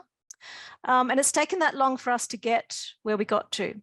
Now, the reason that we worked on Gallop nut, as we heard from colleagues yesterday, nuts are really good in terms of commercializing, because where you have people that live in very remote locations, they don't have to get them to market when they're fresh. So they can dry them down, store them, and then if the boat comes in a month or in 6 weeks or in 2 months, they can then ship them to market. So nuts have a particular advantage over fresh food products, because fresh food products need to get to market very quickly. And that's why nuts are good for these places where there isn't the transport infrastructure that people need. Now, globally, there are many, many, many species of forest nuts that people eat and that we know are traditionally eaten, that are very nutritious, but our global trade is only 5 species. 90% of the global markets for nuts are only 5 species. And at the same time, we have things that are, the nut industries are growing globally. People want more plant-based protein, and nuts are very, very nutritious. So I think there's a lot of opportunity in the space for commercializing forest nuts for all sorts of reasons. Okay, so when we started, this is what our industry looked like. So ladies would collect the nuts, they would sell them fresh, wrapped in banana leaves in the markets. That was the extent of the industry. And what we needed to do over a very long time period is to get that and to commercialize them and get them into local supermarkets. So wanting to get it from that informal market into the formal markets. And I'm going to tell you the story of how we got there and some of the challenges we found along the way. Okay, so when we started doing this work, one of the first things we did was to talk to people to find out, well, why isn't anybody doing anything in this space? And the really big problem that we had in Papua New Guinea is an absolute lack of entrepreneurs. So there was a very risk-averse culture. People didn't want to take risk. A lot of people were involved in commodity economies. And so nobody was interested in doing this niche markets or developing something from scratch, or actually investing their time and effort into making a nut product that they could sell. So the first problem was finding that lack of entrepreneurs, that lack of entrepreneurial culture. The people that were interested in processing, they didn't have the confidence to invest. And all the people that we talked to said, well, I don't know that anybody's going to buy this. And so the sorts of things that people needed to know was, well, who's going to buy this and what does the product need to look like? And if we're going to make this product, how do we process it? And what do we need to do? And if that involves us investing or finding ways to process, what kind of equipment do we need and how do we set that up? And how do we value add and who are we going to sell it to? And in particular, when we went to talk to smallholders, there'd been this big donor investment on giving trees to smallholders. But when we went to find those trees that had been given to the smallholders over a very long period of time, we couldn't find any that had actually been planted because the smallholders didn't have confidence to invest in planting the trees. So right the way through the value chain, there wasn't a belief that there was a market for these products. So nobody was putting the time and effort into commercializing this. So that was very much our starting point. So we had a whole range of interventions, and where we started with, and I'm very glad we did it this way, is we started with the market. Who will buy this product? What kind of product does the market want? How big is the market? What does the market need from us in order to buy this, and what's going to make it sell? So that's where we started. And then we did a lot of other interventions, like figuring out how to process the nut, how to value add, what kind of packaging. I think the presentation we heard from Pakistan, they were talking about the importance of packaging and marketing and value adding and what that needs to look like for those markets. And we did a lot of work on what kind of equipment that we would need, how we would process it, and most importantly, how we would keep the quality very high. We also did some work at the production side, but I'd say our major focus, where we had the most wins, was to start with the market and then figure out the processing, because there was already supply there. Okay, One of the most important things that I think we did, that we learned over many years, it's so important to empower the entrepreneurs and the processors and the value adders. Now, people often think when I talk about working with the private sector, that the private sector is some big company. Most of the people that we work with are not, and I wanted to show you what our processors in our private sector and our entrepreneurs look like. These are people from the community who want to do things for their community. So this lady here is Carolyn and her daughter. She was involved in a micro enterprise in making value-added products that she was selling in the local community. And she was doing very well out of that. And this lady here, Dorothy Luana, is still one of the processors that we work with. And she was involved in processing products as a way to get money back to her local community. So the processors aren't necessarily big companies. They might be small scale entrepreneurs. And really we had our most success when we were empowering those entrepreneurs and helping them to make a living or make a profit out of the work that they were doing. And that has consequences back for their communities. Okay, another one of the things that we did that was really important was working right across the value chain. So that meant that we were doing training with smallholders. I've already mentioned about the small scale entrepreneurs and micro enterprises. We did a lot of work with processors on how to market, how to package, what sort of equipments. Another really key thing that we needed to do was we needed to get our distributors and retailers on board. So the supermarkets that we were selling into, they gave us free shelf space because they saw the value of this work and how it would help the local people. So they were prepared to invest as well. So right the way from smallholders all the way through to retailers, we had to get everybody in the chain to get behind this product and to support us in all sorts of ways. But we were also working with them to enable and empower them. Okay, one of the most unusual things that we did was we set up a demonstration factory, a pilot factory. So not a proper factory, but using all of our research, we set up a whole range of things on how to process the product, how to crack it, how to package it, how to market it. And we actually did a product launch. Now, when we started, all of the nuts were sold in the informal sector as fresh. We did a product launch in July 2018, and we could not keep up to market demand. There was huge market demand from consumers for this product. A couple of reasons for that. We were selling into the markets in Port Moresby. So these were people who had come from the village and moved to the city, and they were middle class, and they enjoyed that they could eat a locally made product from a forest food that they remember from their childhood or their youth. They were also sending it overseas to people from Papua New Guinea overseas as a gift. So people would buy it, put it in their suitcase and take it when they went overseas to give it as a gift to other Papua New Guineans. So there was a lot of support for people. They recognized this product as an Indigenous Papua New Guinea product, and they wanted to buy and consume it because we were making it more convenient for them.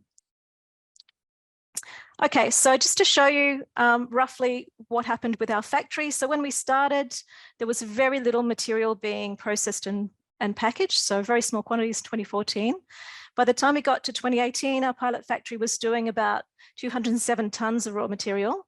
And that was involving about over 1,300 smallholders selling to us at the gate.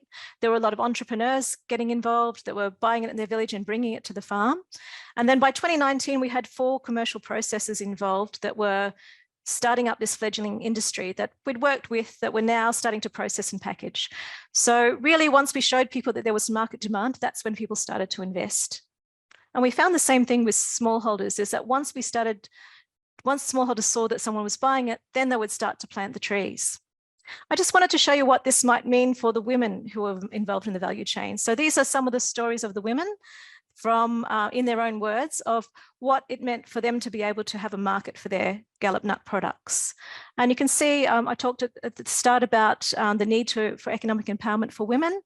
And really this was a way for them to get extra money into their household without too much extra effort. So it was a real boon for them. And we're certainly seeing willingness from smallholders to sell to our processors because of that extra cash that they couldn't access any other way.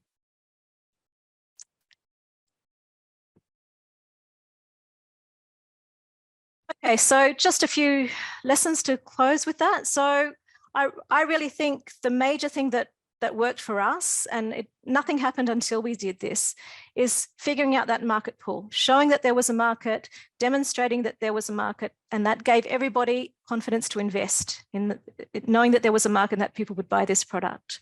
And that was really key for us to commercialize this product. Without the market, nobody was going to plant the trees, no one was going to process, no one was going to put their time and effort in. And when we did that, that's when things started to happen. And that's when people started coming to us and saying, hey, I want to invest, I want to do something, I want to get involved. So that really was key for us to start the whole thing off.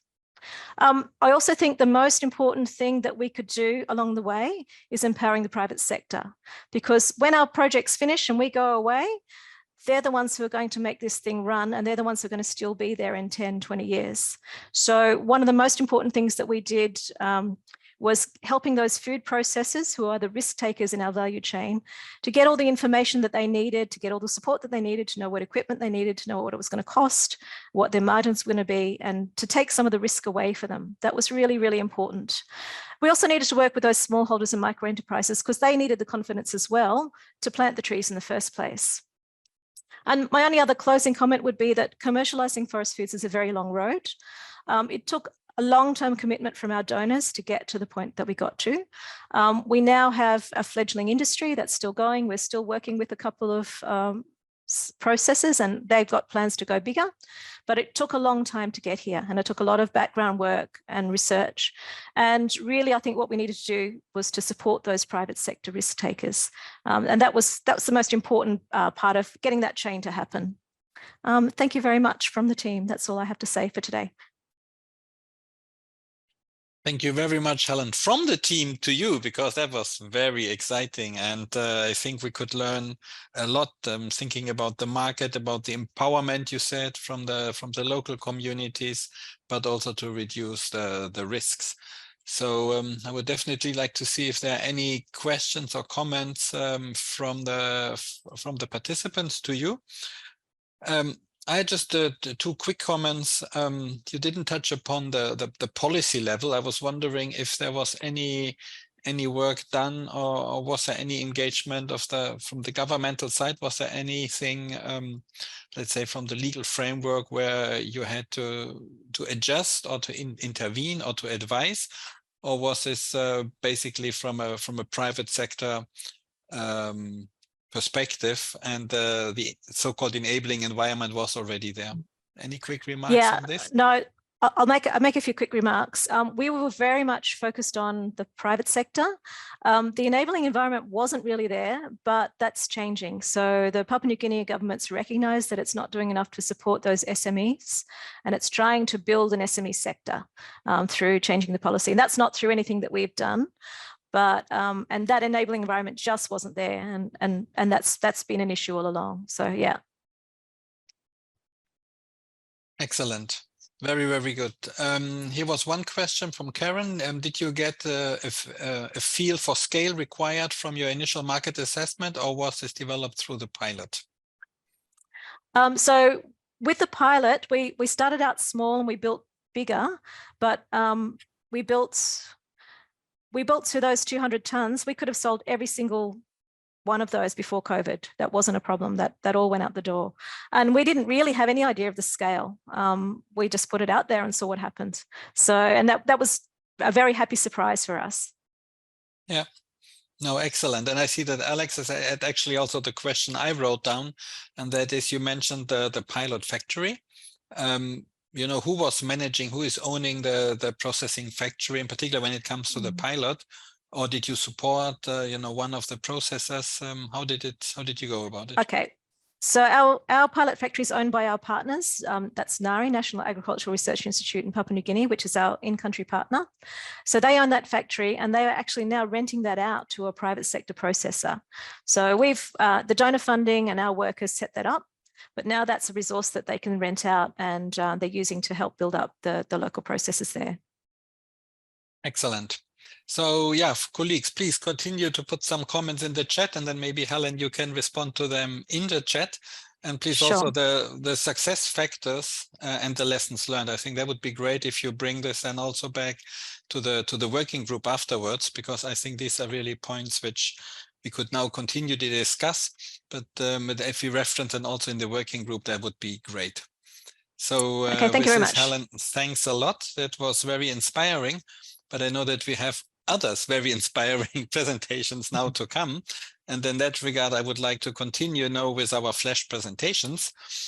Colleagues, you have like 7 minutes for each of the presentations so that we have some time also for the working groups. And I will remind you after 5 minutes about the time you have. I know that you have very interesting topics to sell, and I'm looking forward to this. So the first presentation will bring us to Korea on the quality assurance system for the wild ginseng. And we have John Lee with us from the Korea Forestry Promotion Institute. Dr. Lee is currently in the Global Business Division of the Korean Forestry Promotion Institute. Prior to this, she was a researcher in the Forest Environment and Conservation Department, and she holds a Master of Forest Environmental Science and a Bachelor of Environment and Forest Resources. So with this, I give the floor to Dr. Lee for her presentation. Please.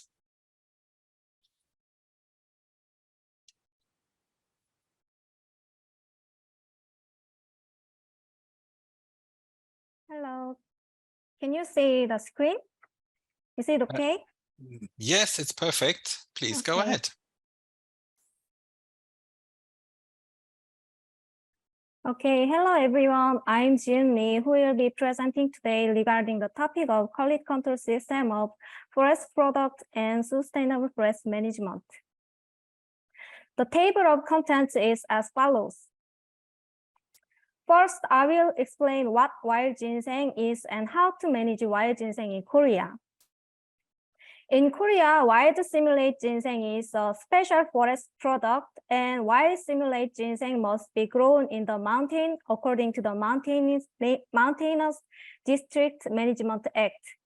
Also, according to the same law, wild simulate ginseng must pass the quality test. First, let's look at the definition. Wild simulate ginseng is a plant belonging to genus Panax, and the scientific name is as follows. As you can see in the picture, wild ginseng can be divided into 6 main parts. In Korea, wild ginseng is specially managed under the following acts. On the left in the presentation, you can see the definition of special forest products and wild ginseng according to the law. If you want to sell wild ginseng in Korea, you must pass the quality control system. If wild ginseng passes the quality test, a certification will be issued as shown in the picture on the right. Only wild ginseng with certificate can be sold in Korea or abroad. In addition, QR code is issued within the certificate, which allow consumer to obtain information such as producer and origin. As you can see, the quality control process of wild ginseng is largely divided into 5 categories. According to the law, 5 tests are carried out in order. From now on, I will explain in detail the quality control system of wild ginseng you saw before. Wild ginseng is controlled through the entire process from production to distribution according to the law. First, in order to grow wild ginseng, the grower have to pass the production feasibility inspection. So before growing wild ginseng, the grower requests the institute to conduct the inspection. When a request is received in the institute conduct an on-site investigation and sample collection. And then the lab conduct a residual pesticide test and report the result to the grower. Through an inspection, the tests are conducted on soil and seeds or seedlings. If the inspection results are appropriate, the grower reports the result to the local government and they can grow wild ginseng. When the grower begins to plant wild ginseng, they have to keep a record of cultivation. If not, a fine will be imposed. Also, institute must check the production process every 3 years. After that, if grower want to sell mature wild ginseng, they request the institute to conduct a quality inspection. All steps for quality inspections are in the same way as previous process.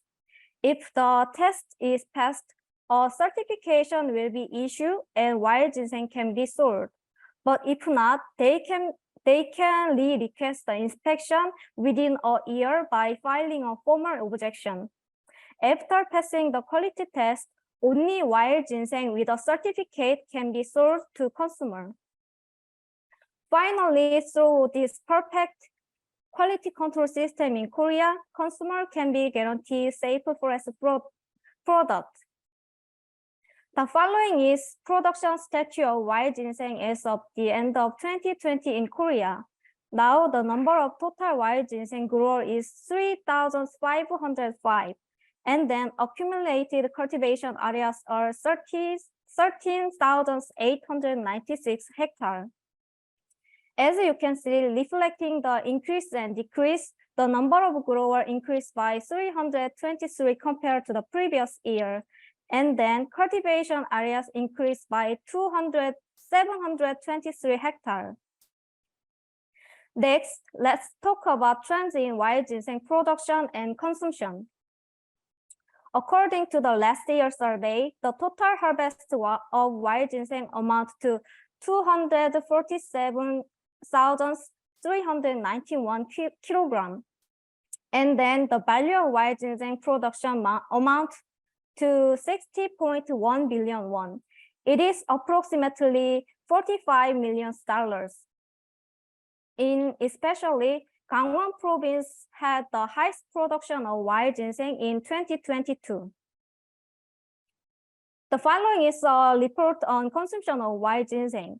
The frequency of consumption of wild ginseng is 1.8 times per year, and it has been found that the consumption is most active in September. It is because one of the Korean holiday called Chuseok. In addition, those in 30s or younger had more than twice the frequency of purchased wild ginseng than those 60s and older. Likewise, it seems that wild ginseng given to parents on Chuseok festival. And on the right, local festival market is the most preferred place to buy wild ginseng and is used by about 47.5% of consumers. In addition, when it comes to consumer intention to repurchase, about 66.4% of respondents say they would like to buy wild ginseng again. Finally, we will talk about sustainable forest management through wild ginseng production.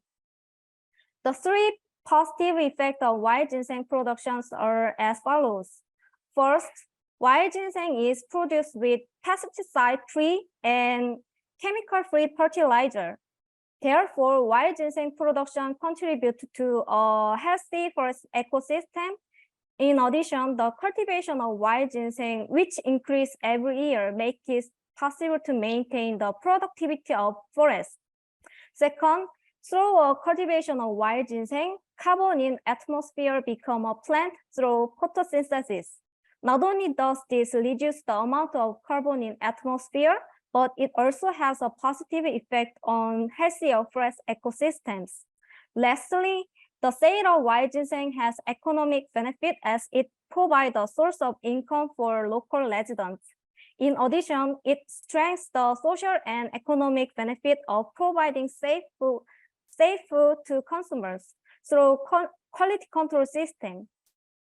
Through these three advantages, wild ginseng production realizes sustainable forest management. Thank you so much for your interest and attention. Thank you. Thank you so much, Dr. Lee. Thank that you. was very concise, very brief, and very clear. And we got a very good overview about the value chain, in particular about the product, the safetiness of the product and the control systems in place. We will have a quick, brief discussion at the end of this session after the 4 presentations. Please continue to put your comments in the chat. I would like to move ahead with the next presentation. We will have actually 2 presenters, but both you together, you will also not have more than 7 minutes. So please stick to the time. We go now to Cambodia, Indonesia, Laos, and learn about the compilation of actors, models, and prominent NTFP value chains in selected ASEAN countries. And we have 2 presenters for this one. Here it is. Alexis is one of them. Alexis Coblin, he is the UNEP Senior Regional Advisor on Forest and Climate Change in the Asia-Pacific region. He provides technical guidance to governments, ensure policy uptake of UNEP assistance and technical support to enhance UNEP portfolio of activities in the region. He has lived and worked in Asia for 9 years and also worked for Africa for 7 years. So with his 15 years of experience, he has been involved in the design, management, and monitoring of international projects and programs. And I know that you will be supported, or you do it jointly with your colleague Maria Cristina Guerro, who has worked on community forestry and indigenous peoples' concerns over a greater part of the last 3 decades. She focused on themes like social enterprise development, value chains, NTFPs, NTFP policy advocacy, and so on, with substantial field experience, in particular on the islands of Palawan in the Philippines and on Indonesia, Borneo. And she is trained as business management and international development. She was the executive director of the Non-Timber Forest Products Exchange Program, and now she is supporting the program as a senior advisor. Looking forward to your presentation. I don't know who will start, but you have the floor. Over to you.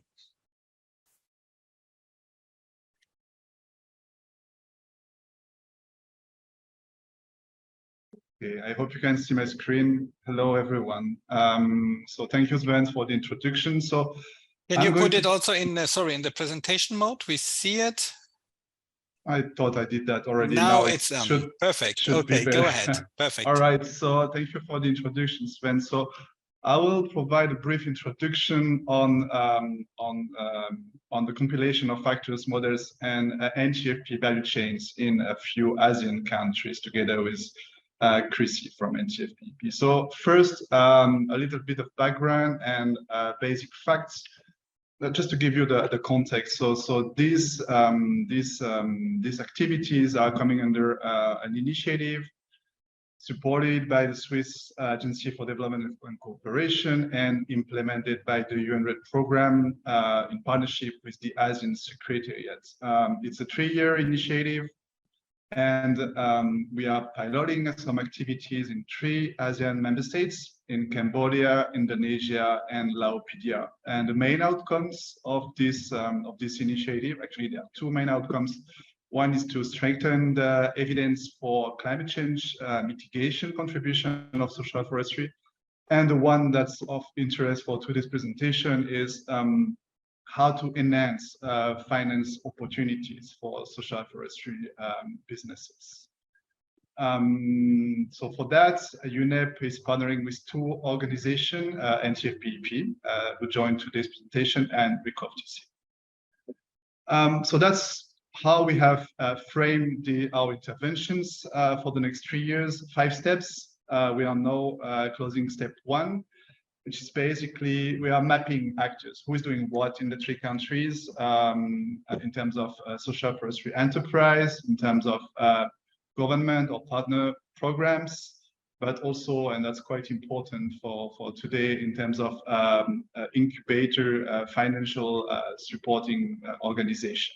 So that's what we do now. The next step that will start in a few weeks is based in, and that's what Chrissy is going to present in a bit more details, is the value chain analysis. So based on this mapping, we will analyze selected value chains, so on selected products, NTFP products.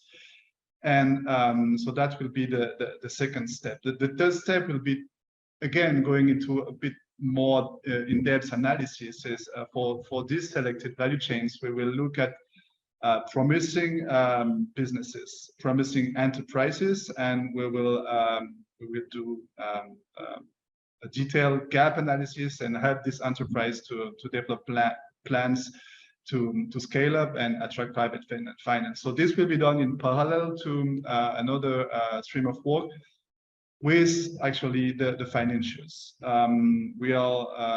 We will basically see what do they need to invest in social forestry. We know that social forestry is risky investment, but what does stop them to invest, and how can we basically create bridges between enterprise who need to attract finance and financiers that can provide this finance. So we will document all this process into what we call the blueprint, and this will be shared more broadly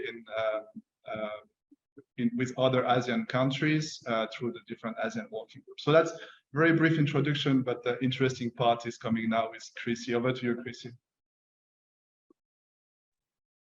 Thank you very much, Alexis, and thank you as well to FAO and to UNEP both for this opportunity to present.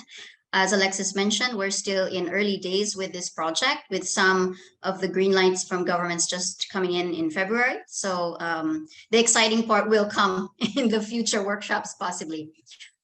Just to explain as well, NTFP-EP, the methodology, we're in the 3 countries. We're looking at a review of literature, doing interviews, and we finished national workshops that happened during this month, and we'll be going through a selection process soon. We are utilizing the value selection criteria and methodology that has been developed by GIZ and the ILO in 2015. But we're using it, adapting it to our own needs for this project and this initiative. But as you can see, we have distributed the weights with heavy weight being on economic aspects. As we learned from the previous presentation, it's very important that we have the market, that we're competitive with our products, and that we also have profitability across the sector. And we've weighted the other aspects that are also very important and influence the value chains, which are environment, looking at how the interventions and will lead to sustainable use and other green opportunities. Looking at social aspects, making sure that there are not only income benefits, but like we support the right to food and health, like we're discussing today, as well as other benefits to the communities, and institutional and I would say policy-based, making sure that there is an enabling environment, there is support from donors and also from the private sector for these value chains. Next slide, please. I'll be speaking on the 3 countries, but most heavily on Indonesia, because Indonesia is the country where we now have quite a bit of information. Also sharing that we're doing this in the framework of the social forestry program of the Ministry of Environment and Forestry, or KLHK, in Indonesia.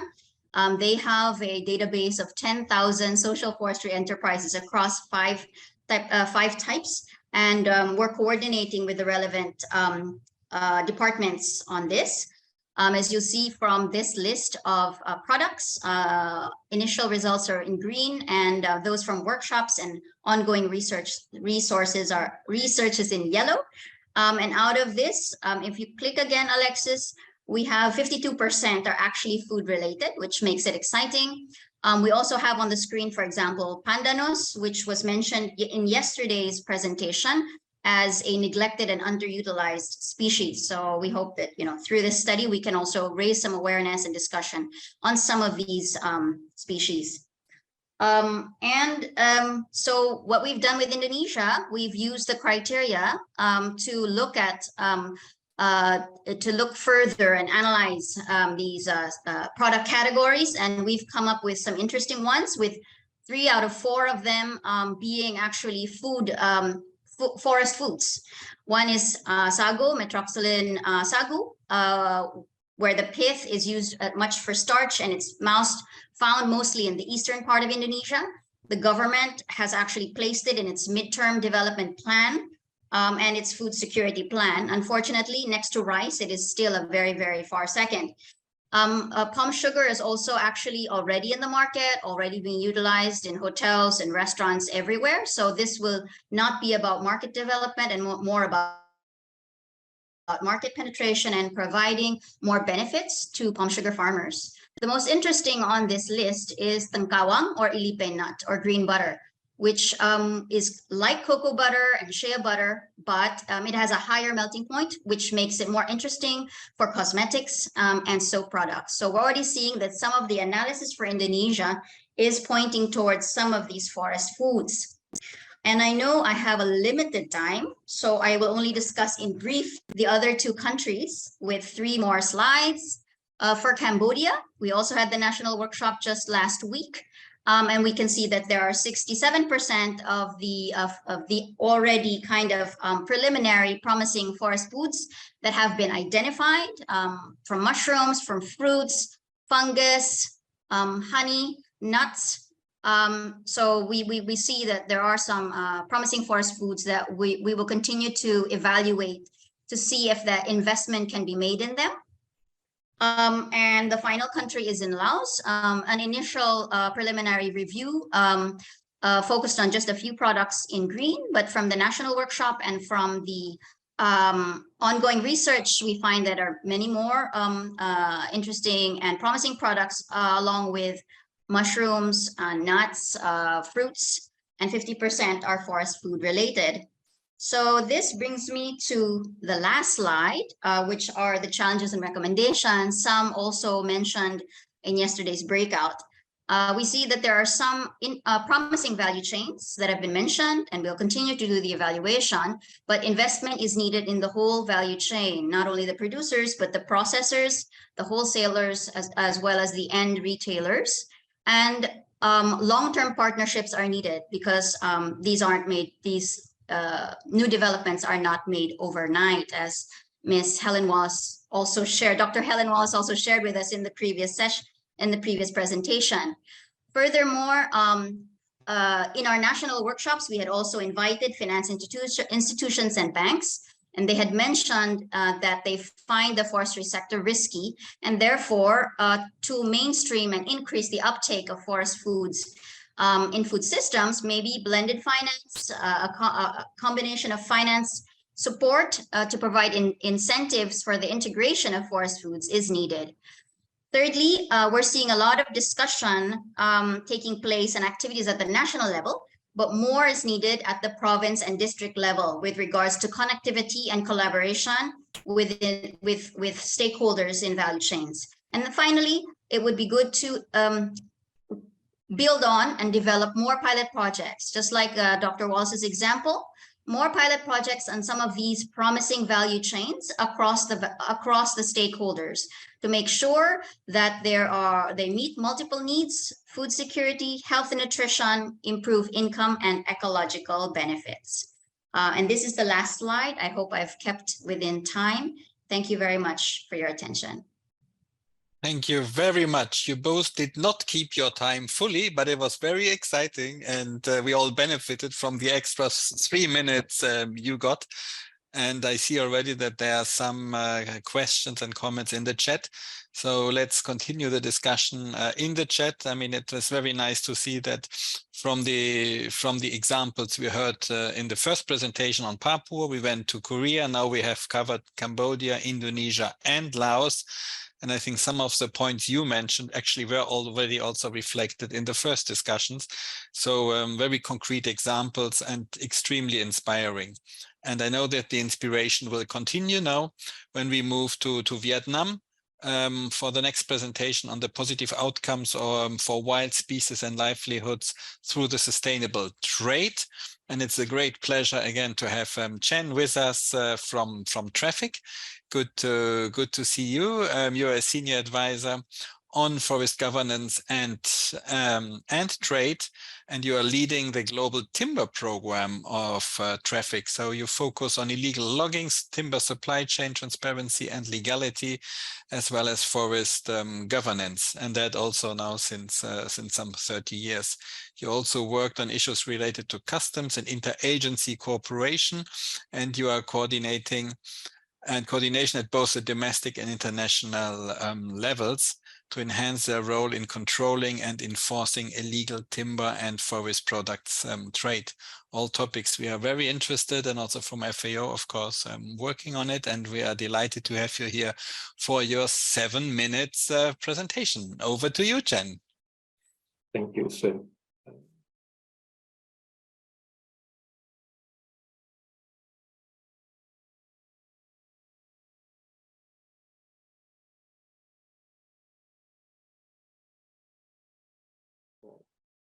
Can you see my screen? Yes, all is good, all is set. Okay, great. Thank you. Thank you very much. I'm actually making this presentation on behalf also of Anastasia Timoshenko, my colleague. She's not able to join, but she will try and join tomorrow. Okay, let me start by, we have been talking about focusing on food basically, but I think it's also important to note that we are talking about wild species of plants in use basically, and many of the species, as was shown in the last slide and by others as well, that have multiple use. So that's important to bear in mind. And it's also important to bear in mind that yesterday, Dr. Ulian mentioned that there are 40 over 1,000 species of plants that are documented in use. Well, there's many more, but that's what they have looked at in Kew. Bear in mind, 26,000 of them are medicinal aromatic plants alone. That's a very big segment. And most of them, we do not know the conservation state. But what is really scary is that 10% of the met plants are threatened with extinction. And yet, every year, the value and volume continues to grow. And what is frightening, though, is this. In 2019, the EU seizures on wildlife, that means wild plants and animals, 23% of it is actually plant-derived medicines. Most of them are CITES-rated species, obviously, but still, what about other countries? And when we talk about supply chains, and we have talked about it a lot, it is very complex, right? Because we can talk about local, and local means local use, rural communities, nearby towns, urban areas, and so on. But there are millions of wild harvesters, and they are often poor and marginalized communities. And the trade is really informal and underreported in many cases. And then there is a national, which underpins also by all these harvesters, which the products are transformed and processed and marketed nationally, where you get better value, obviously. And obviously, we move to the international market, where the products can be repackaged or further processed. That's where the highest value chain is found. But how do all these actually transfer back into the harvesters themselves to earn a reasonable income? And it was also mentioned that to govern and monitor all these levels of trade, governments usually have complex regulatory environment. But sadly, in many cases, they lack the regulatory environment itself. That's another challenge. But there are opportunities. There are opportunities that we can seize with responsible sourcing. While plants can be a focal point for landscape scale conservation, there can be drivers for developing improved livelihoods and incomes, and a way for businesses to deliver environmental and social targets and communities. I'm just going to share with you 3 approaches that Traffic has been working on. The first is about information and partnerships. We are talking about businesses, basically. We need to make relevant information available and accessible. We need to engage the industry. We need to persuade the industry. It was mentioned a lot by Helen and others, by Chrissy as well, right? That we need to motivate and support responsible sourcing. And we need to get this information with consumer-facing organizations to drive the demand for responsibly sourcing wild ingredients. And of course, we need to support responsible producers, including through complementary projects. All that was mentioned already throughout this. And this is just to share with you a couple of reports that we have done in projects. One of it is, as was mentioned by Sven, thank you, Sven, as well, Traffic, FAO, and IUCN SSC's Medicinal Plant Specialist Group. We co-authored the Wild Check report, and we have the complementary Wild Check platform, which is designed as an easy access information source in wild plant ingredients. You can check on the website here on the screen. But what is important to note is that we actually use language that businesses understand, which is risk-based. They use risk-based, and we use risk-based approach to conduct our biological and social risk assessments. And this is what it looks like. Sure. No, we just picked 12 as flagships. I mean, we got thousands, right? But this is a start basically because this covers the different industries, geographical regions, production, and so on. So it encapsulates what we're talking about. But bear in mind, look at all this. Majority of them are flagged as red or medium or very high risk. Socially high risk. Could it mean that they are harvested from conflict regions, dangerous processing conditions, low pay, gender discrimination, and so on? The biological risk assessments are particularly helpful where IUCN red list or national level assessments are not available or are out of date. So we can actually use such methodologies. And the second approach that we did was to apply Fair World certification standards to our plants products. This is a project we did in Vietnam, Bacan. This is to improve market opportunities and skills in sustainable wild harvesting practice. So we look at feasibility and benefits of applying the Fair World standards to MAPS harvesting in this region. We work with the local communities on sustainable use strategies and management plans for the specific targeted MAPS species, and we develop mechanisms for scaling up application of the project model. And at the end of the project, we were surprising to find that there is an increase. You can see here, there is an increase in income for the household, and more households actually harvested MAPS at the end of the project. So this is a good benefit, I think. And the third approach that we did was to actually pilot the Fair World certification using medicinal plants from Nepal, specifically Jatamansi. And this has direct impact on biodiversity and community because we link the certification to ethical markers and supporting value addition. But of course, as mentioned, how to transfer the value, the valuation back to the communities and the harvesters, that's important. Now, it was already mentioned by Dr. Shula, I think, yesterday, that community forests have been found to be the most effective options for ensuring harvest is sustainable. We find that too. And we also piloted actually the harvesters registration system because you need to have traceability. And this is one approach. And there are many other lessons that we learned. But what is important, I think, for me to share with you today is that certification trials have shown that the use of voluntary certifications has the potential to improve consumer confidence by providing consumers and private sector companies with additional proof of sustainable and ethical sources. Such a scheme also ensures fairer pricing for harvesters, thus enhancing their livelihood benefits without compromising on ecological sustainability. So all these are important benefits. And just to inform participants, if you're interested, there is going to be a workshop in situation and the project in Nepal soon, as you can see here on the slide. And also, what is important is that we have to give focus on businesses as well, because businesses are a critical component. We need to influence them and impact on the business practice. That means we need to get the right information to them, either direct or indirect. And at the same time, we need to be innovative to reach out to the consumers, and there are millions of them. So it really depends on where, as Helen was mentioning, how you need to get that demand going. And I'll just end with just highlighting a few of the next steps that we think is important. The first is that responsible trade in wild non-wood forest products is an opportunity.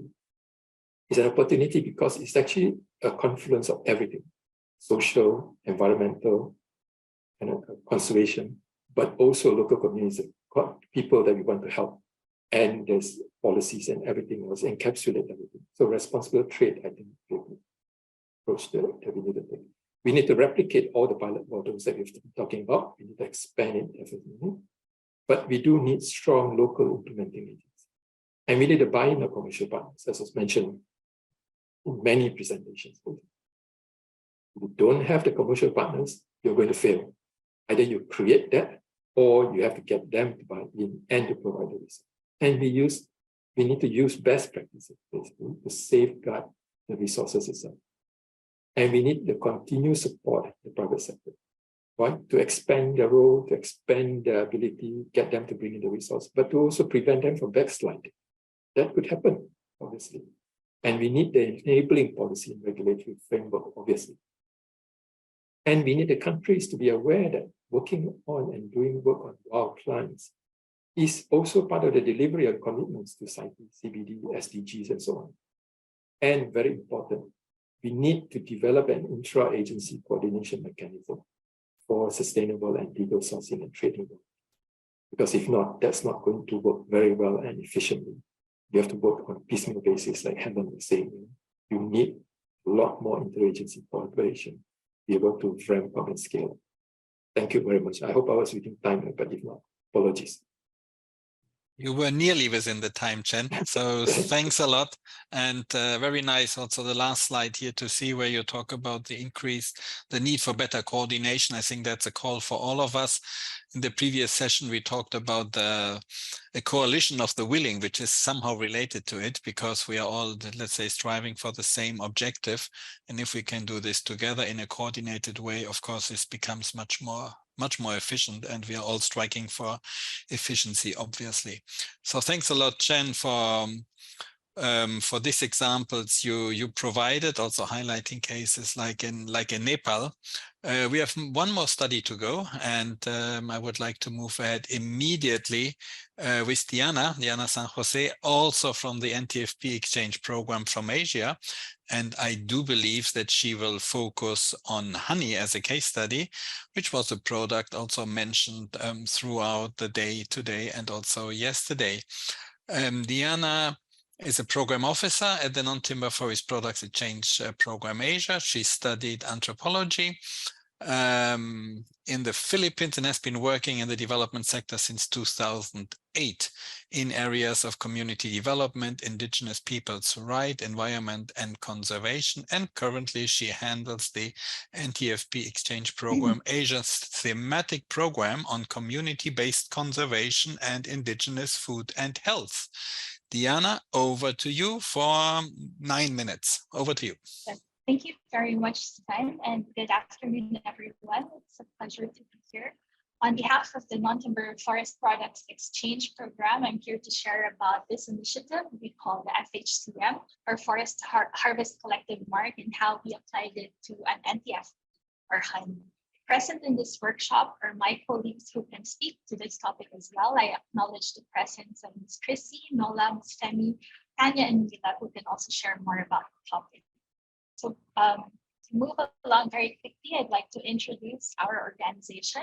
We are an association of members and community-based organizations present in 6 countries, as shown in the map here, who work with forest-based communities on capacity strengthening and sustainable management of natural resources, particularly on NTFPs. So the network facilitates lots of learning exchanges, and among the themes that we work on are sustainable climate adaptive livelihoods and community-based conservation. So the FHCM initiative that I will share about today is a prime example of innovations and strategies in achieving goals of livelihoods, market engagement, as well as sustainable forest resource management. So here you see the Forest Harvest Collective Mark. It guarantees 3 things basically. First, the traceability of the product to a forest source. Second, sustainability. And third, it speaks of high quality. So we started with products coming naturally from community partners that we already work with. And honey is, of course, among one of the more common NTFPs that are traded across the region. As you can see also from the logo, we really highlight here the link between peoples and forests and show how both benefit from each other and are interconnected.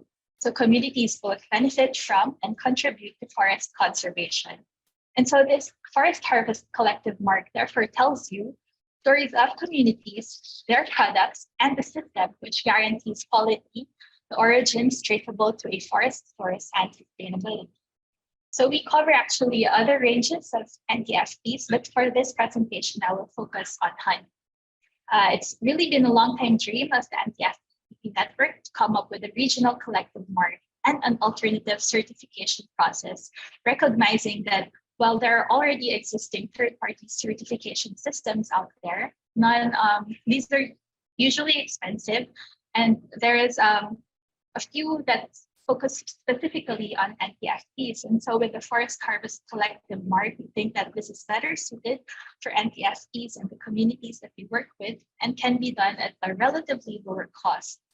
The brand by nature is a collective mark, meaning those who are part of it all adhere to common standards and have shared values that were agreed upon beforehand. The processes in the FHCM are designed to be participatory to guarantee strong local ownership.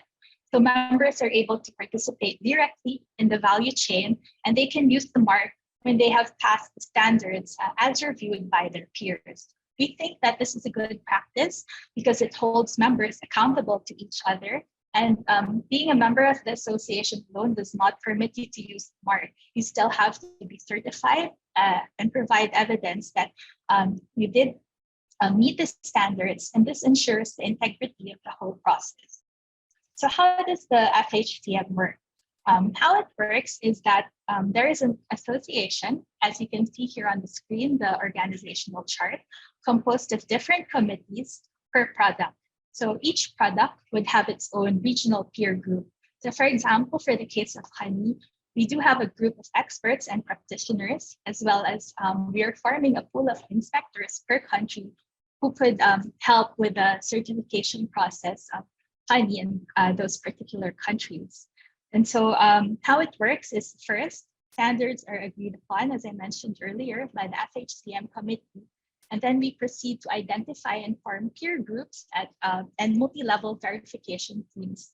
These groups then conduct assessments and have monitoring where they can check and provide recommendations to the producer group about how they are processing or sustainably marketing their honey. So if they do meet the standards, then yes, they can use the FHCM collective mark. But if there are recommendations as to improvements, then a second verification or check will be done until such time that the peer group could tell them that they can indeed use the mark. And then finally, the awarding and use of the FHCM collective label on the product can be done. For this next slide, I'd like to share very briefly how we did the pilot of the FHCM for the Apis dorsata forest honey. So this was done in Sumbawa Island in Indonesia. As you can see from the timeline, it did take us many years from its inception to piloting due to limited human and financial resources. But we did learn a lot of things from this process. And just to share, so throughout the years, we learned that having this forest harvest collective mark helped reach the business objectives of the communities that we work with in building trust and attracting buyers because of the perceived higher value of the brand. It also raised awareness on quality forest honey and sustainable harvesting. Finally, the FHCM guarantee system also provided evidence and the structure to their claim that their honey that they produced is indeed pure and hygienic. And so in the process of doing the FHCM, this resulted in improvements to and upgrades to the standards and processes that are being practiced locally. And apart from the pilot test that we did in Sumbawa, I'm happy to share also that we've started to do it too in other countries, such as in Vietnam. They started this year. And in fact, later I will share, we will have a big event this November where results of that study will be presented. And then in terms of standards as well, we were able to update parameters and standards for Apis dorsata honeybee, as well as started to explore standards for Apis cerana honey. So slowly things are beginning to take shape, and the FHCM association is slowly beginning to also form more peer groups for different products such as honey. As I start to close, allow me to present to you this slide, which summarizes contributing factors, constraints, and opportunities that we've learned as we are working on this collective mark. So what we've learned so far is that key contributing factors towards the success of an alternative certification system or collective mark would be first, strong community participation and ownership. Second would be to really leverage on existing and expanding the network of stakeholders from different sectors that we have or are engaging with.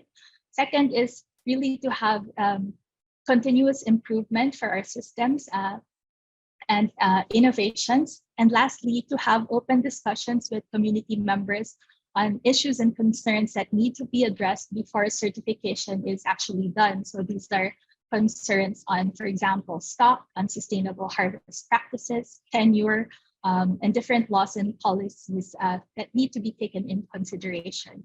Meanwhile, in terms of constraints, we noticed that there is this fear of the collective mark competing with the individual brand, which needs to be addressed as well. And then we recognize that people have different levels of capacity, and this requires different levels of support, which we also need to customize or tailor fit according to context. And then documentation and monitoring can be considered as an additional burden on producers. So this really has to be put in place as well and further developed.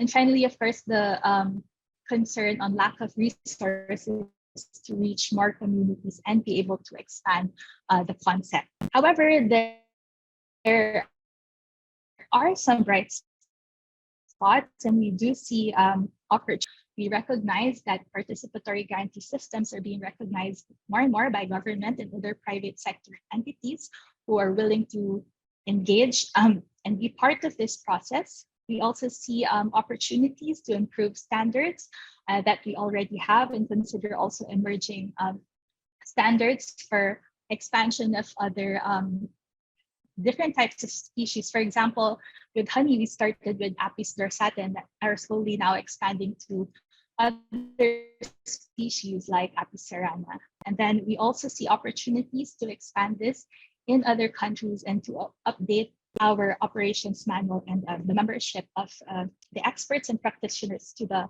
peer groups in the associations that we're forming. And so ultimately, the FHCM, or Forest Harvest Collective Mark, tells the story of forest source, good quality, and sustainability. It provides assurance that products introduced in the market can be trusted and are of high standards. And with the FHCM logo on a honey product, for example, we envision greater visibility, recognition, and we really want to communicate that quality and trust as a standard.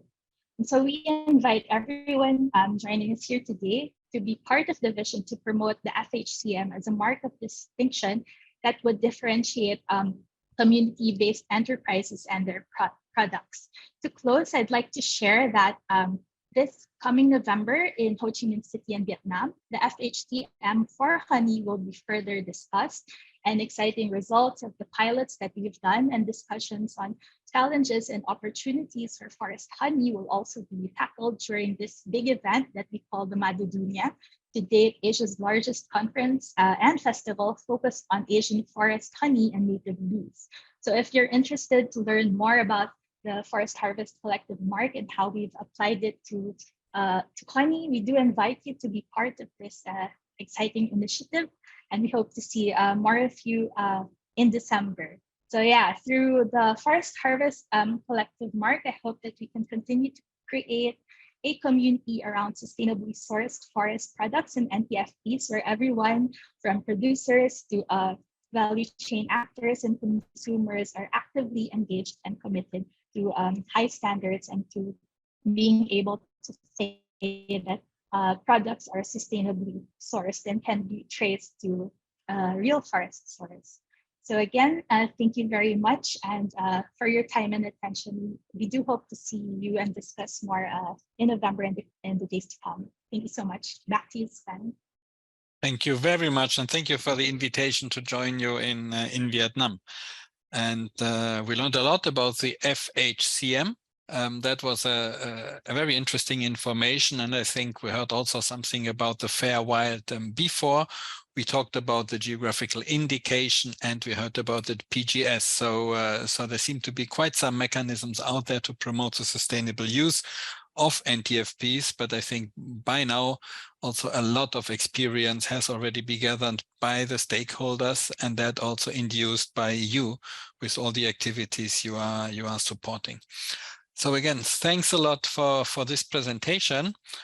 I saw that there was a lot of exchanges in the chat, which is great. I just would like to give you at least the opportunity to also address the last speakers. So if anybody has a question also to Diana now for the last one, you can raise your hand now. You can reflect 30 seconds in case you have a question to her, because afterwards we will go into the working groups. So please reflect on any question to her. In the meantime, I will already give the floor to Julia to present the results of the survey. I'm very curious to hear what you as participants mentioned on the topic of value chains, and I'm pretty sure, Julia, that many of the aspects we heard now during the presentations were also echoed probably during the survey. So over to you, Julia, for a brief summary.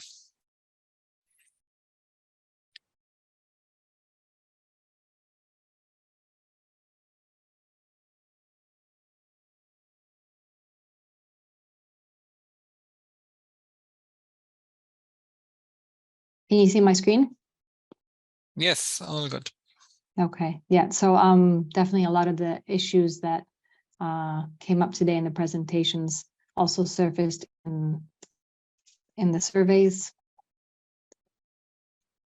Jumping in very quickly, so a lot of you provided great information on the main forest foods commercialized, some by food group, some specifically at a species level. So this is excellent. I think we can actually, with the presentations today, Chrissy, great information in your, and Alexis in your presentation. I think we can continue to populate this. What's interesting also, which hopefully we can dig into in breakout groups, is to identify which markets a lot of these products are oriented towards. So if there's local consumption, local trade, if it's international, if it's both. Some, as you can see from here, for example, Cambodia mentioned that a lot of wild fruits and vegetables are actually mostly destined for local markets, and there isn't much of a market. Then we have a couple of other products. Ginseng, interestingly, was noted. There's no local market. It's mostly destined for international. So I wouldn't say no, but it's mostly international markets. So these are all interesting dynamics, and again, that we can dig into deeper in the breakout groups, also to try to understand the kind of benefits communities and harvesters and different actors along the value chains are getting from these products. A lot of times we hear of these superfoods again entering international markets, and we're not actually sure how much local communities are benefiting. So any information you have, any specific information on this, again, already this is great, but hopefully we can dig in a little deeper. Some of the challenges and barriers to commercialization that you mentioned, again, along these three main core areas. So again, that issue of availability and accessibility. Market infrastructure was mentioned, limited access to credit, unsustainable collection rates, so linked to that aspect, markets not fully developed. And also important is also to distinguish between subsistence use and commercialization, and the extent to which commercialization is affecting that subsistence use as well. Knowledge surfaces in every single technical group. So again, that specific knowledge on market information, feasibility studies, and I'm pleased that Chrissy and Alexis mentioned some of the methods being used in their project. Lack of knowledge on processing methods, so a lot of still uncertainty on some of those the best methods, policy and regulatory gaps, so restrictions on harvesting, on wild harvesting in particular, policies related to endemic species not co-designed with local indigenous communities, so that aspect of community participation in management, recognition of customary rights, and lack of food regulation and quality control. And then moving to priority activities, which we can go further into in the working groups. Support for local and traditional markets, short value chains, development of a market information system. This will be interesting. It comes up in a lot of projects time and time again, this need for that market information. Database on the various dimensions of food from forests, highlighting the different values from biodiversity, nutritional, and other aspects, training and capacity building, and understanding structure and composition of multiple forest layers with multiple species for multiple product flows from a forest. Found that interesting. I won't read these all just so we can get to our breakout groups, just picking out a few, also from a management perspective, which is obviously very much related to integrating food production and silvicultural management together. Certification and quality schemes, which we heard a lot about in our presentations, sustainable resource management and conservation, an approach that's respectful of local indigenous communities, and then that enabling policy environment as well. So these are the main highlights of the survey. Again, you can continue to fill that out and help us collect this information. Thank you, and over to Clara.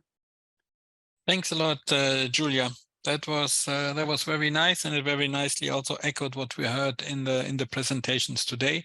I think now in the working groups, it will also be a possibility to digest what was presented before, and maybe see if you can already detect some kind of priorities from a regional perspective. We were talking about the need of having a kind of a vision which basically also helps communicating the potential of the sector to the decision makers.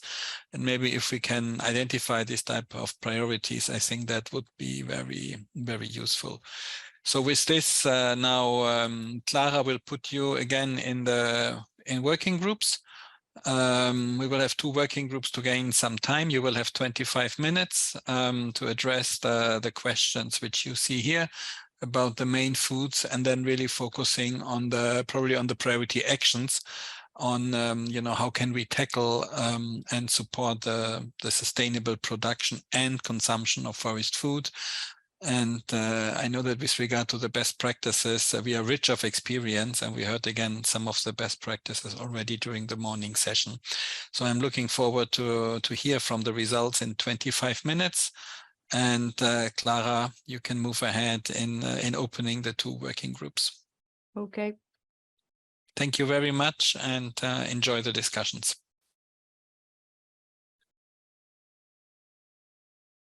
It looks like the first working group. We are even ready to present.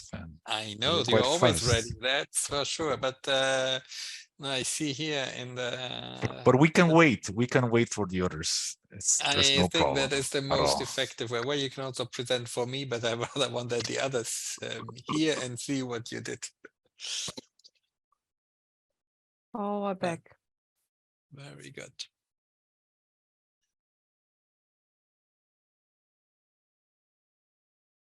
Excellent. I see that now everybody is back. Thank you, Clara. No, some are still on the way. Okay, it looks like for some the way is longer than for others. We don't understand how Zoom is channeling us back to our origins. But I noted, Julia, that your group was number 2 because you arrived a bit later than Diego's group, who took the shortcut. So in that regard, I give the floor to Diego, and let's see if he found a volunteer to report back. And I'm curious to hear the main conclusions of your discussions on the innovative value chains. Let's see what key challenges and priority activities you have identified. Diego, over to you and your team. Thanks, Sven. So kind of a volunteer, not a really volunteer, but he is willing to do it. So Ramon is going to present and summarize some of the results. So please, Professor, The floor is Yes, yours. thank you, Diego. There is heavy rain right now where I am. I hope it doesn't interfere with the sound. Not an issue.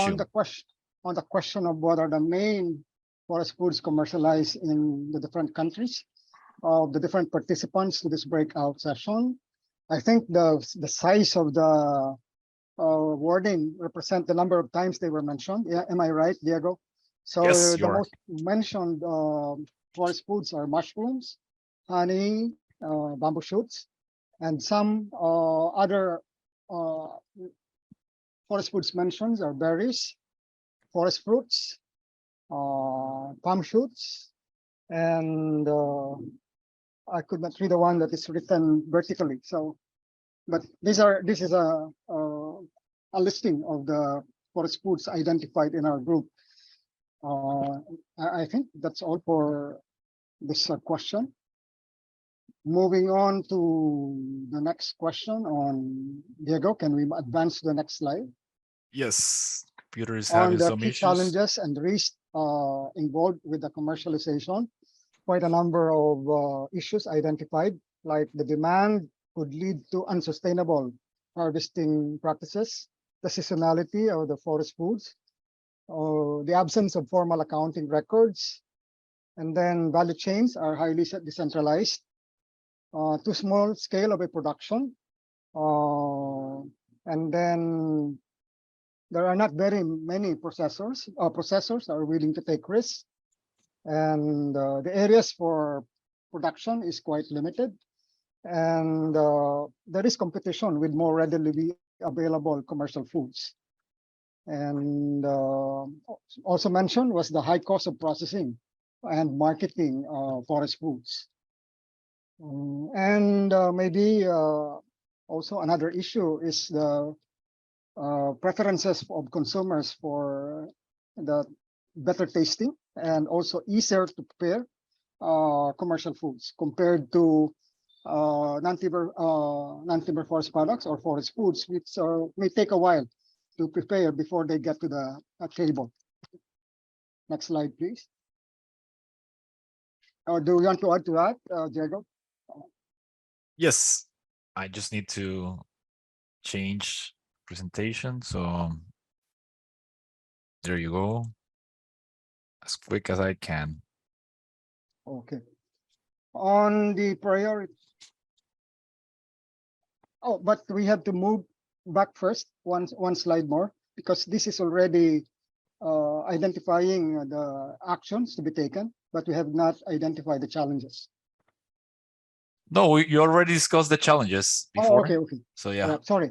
So as for the priority actions to be taken, quite a number were mentioned, like the need for long-term donor support to reduce or mitigate the risk in commercializing forest foods, the need for market strategies, mentoring and coaching, and setting standards and protocols to ensure the sustainability of forest foods, and also having more open discussions with communities and other stakeholders, and linking sustainable and scalable models for business and financing support, marketing support, and also securing land and harvesting rights for communities, and also providing technical support in the cultivation and harvesting of forest foods, and also empowering entrepreneurs by providing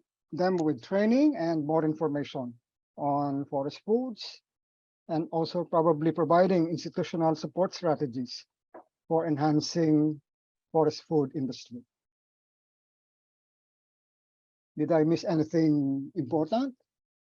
And for the best practices or case studies, quite a number of issues were also identified. Of course, the work done by Dr. Griffith in Dr. Helen Wallace of Griffith University in Australia, and then the case of the South Korean astringent persimmon case, and then discussion groups and networks for exchanging learnings. And there are NGOs that work with partners And also there are organizations of NTFPs that provide support for the marketing and also platforms for selling their products. And also currently the development of guidelines on sustainable harvest and resource management of forest foods and other non-timber forest products. I guess that's it for our group. Thank you. Thanks, Ramon. I don't know if someone from the group wants to add something, or otherwise, Sven, we are back to you. Great. So it looks like Ramon did a very good presentation. I see no objections from the group. And with this, I will immediately pass on to Julia to introduce her results and her group. Julia, over to you. Thanks, Ben. Just going to share my screen here. And I think Nola is ready to present. Thank you, Julia. So I will be starting. So if there's anything that the group mates would like to add, please feel free to do so. So for the forest products, so mainly the same as what Dr. Rasal already presented. I think here we also, so besides some products that can be marketed internationally, there are also like country-specific products like sago in Indonesia, ginseng, then there's also game meat, sweet potato. There were also, I think, a mention of, was it fish, kiwali? And also, sorry, I cannot read because it's in green. Sorry, Julia, what is that word in restaurants that is used in restaurants? Pico. Pico, yeah. So, yeah, so you have like more products that are already known, like honey, bamboo shoots, palm sugar, but others that are also interesting, that are could be interesting to learn from different countries. Next slide, please.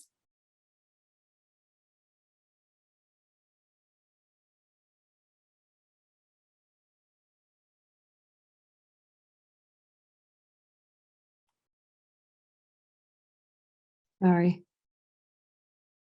I'm getting there.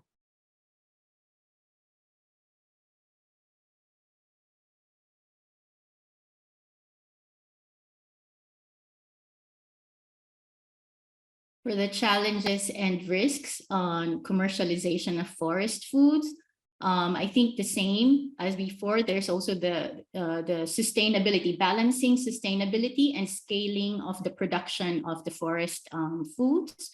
I think one of the things that was highlighted in our discussion was the classification of some of the forest food, whether they're in agriculture or in forestry. And so depending how they are planted. So I think the problem there is if they're classified under agriculture, then it disappears under the forestry data. But then, yeah, so I think that's one interesting question. The other challenges that were mentioned, that were highlighted, was the need to ensure the inclusivity of smallholders. If there is starting interest from big players, then that could put aside some of the smallholders. So how do we build their capacity that they are able to participate? So lack of feasibility study. So on the knowledge side, so here, most that we want to develop are exotic species.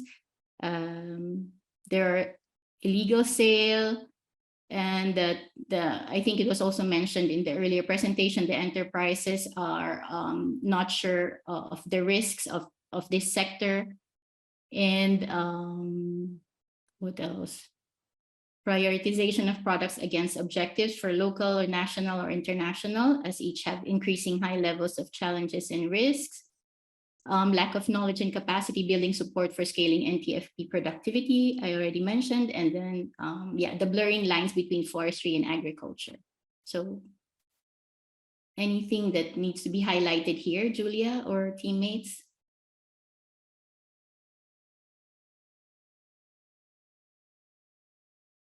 Sorry, another one, sorry, is the lack of laboratory tests or studies in the values of the forest products from these communities, like bioactivity that would help market them in the superfoods sector, for example. So yeah, I think those were the highlighted challenges.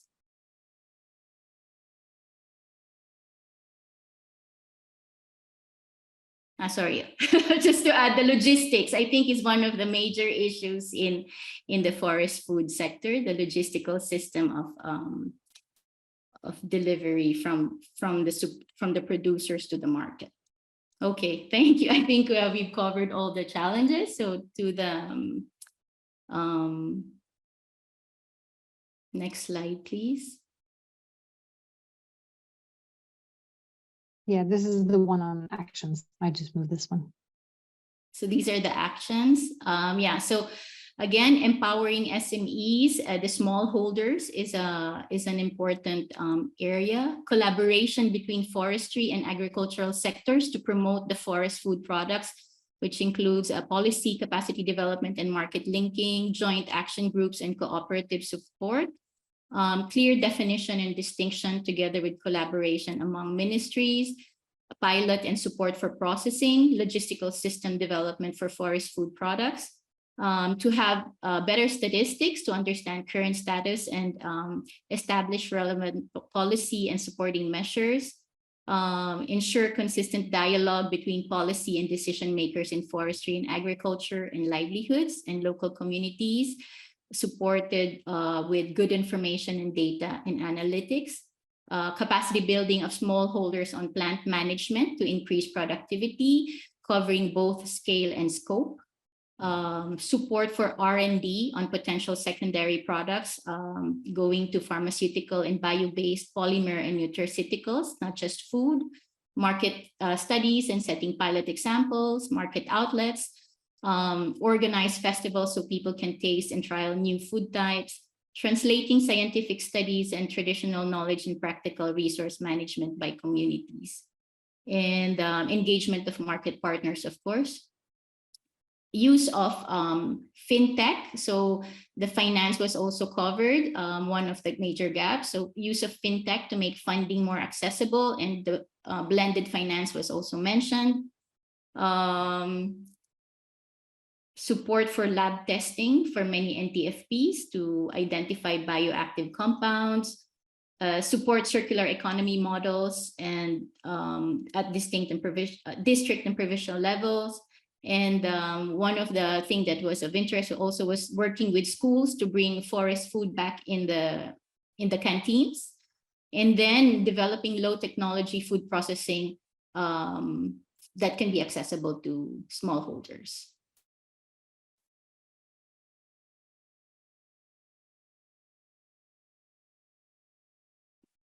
So for the examples,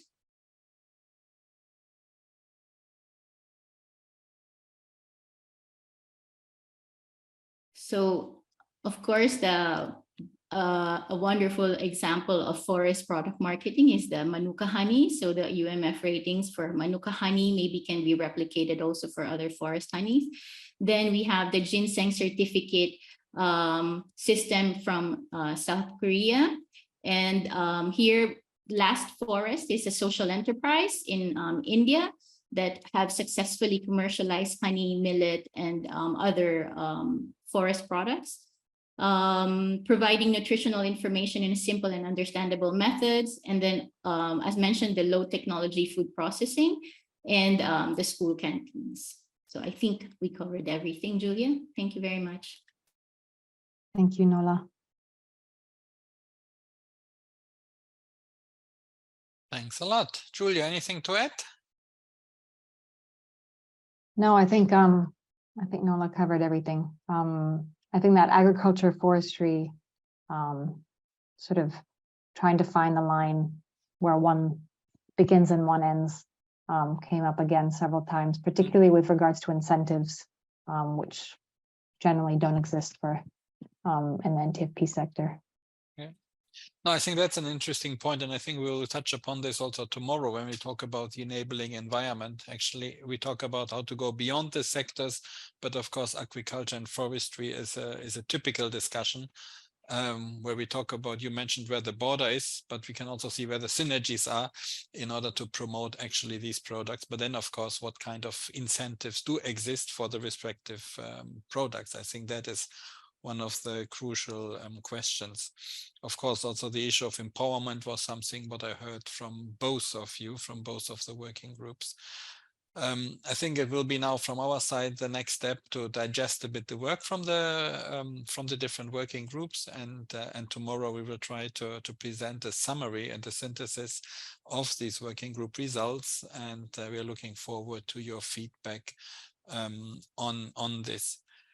So to recap from my side, and while I do the brief recap, of course, there's any opportunity. If someone of you would like to highlight something, please feel free to raise your hand. I just went through the different presentations and looked for some takeaway messages, and definitely from the first one, I remember having said, start with the market. Empower the private sector, and private sector, not necessarily the large companies. It is much more, and a lot includes the small holders, and to reduce the risks. I think these were the three messages I got from the first presentation.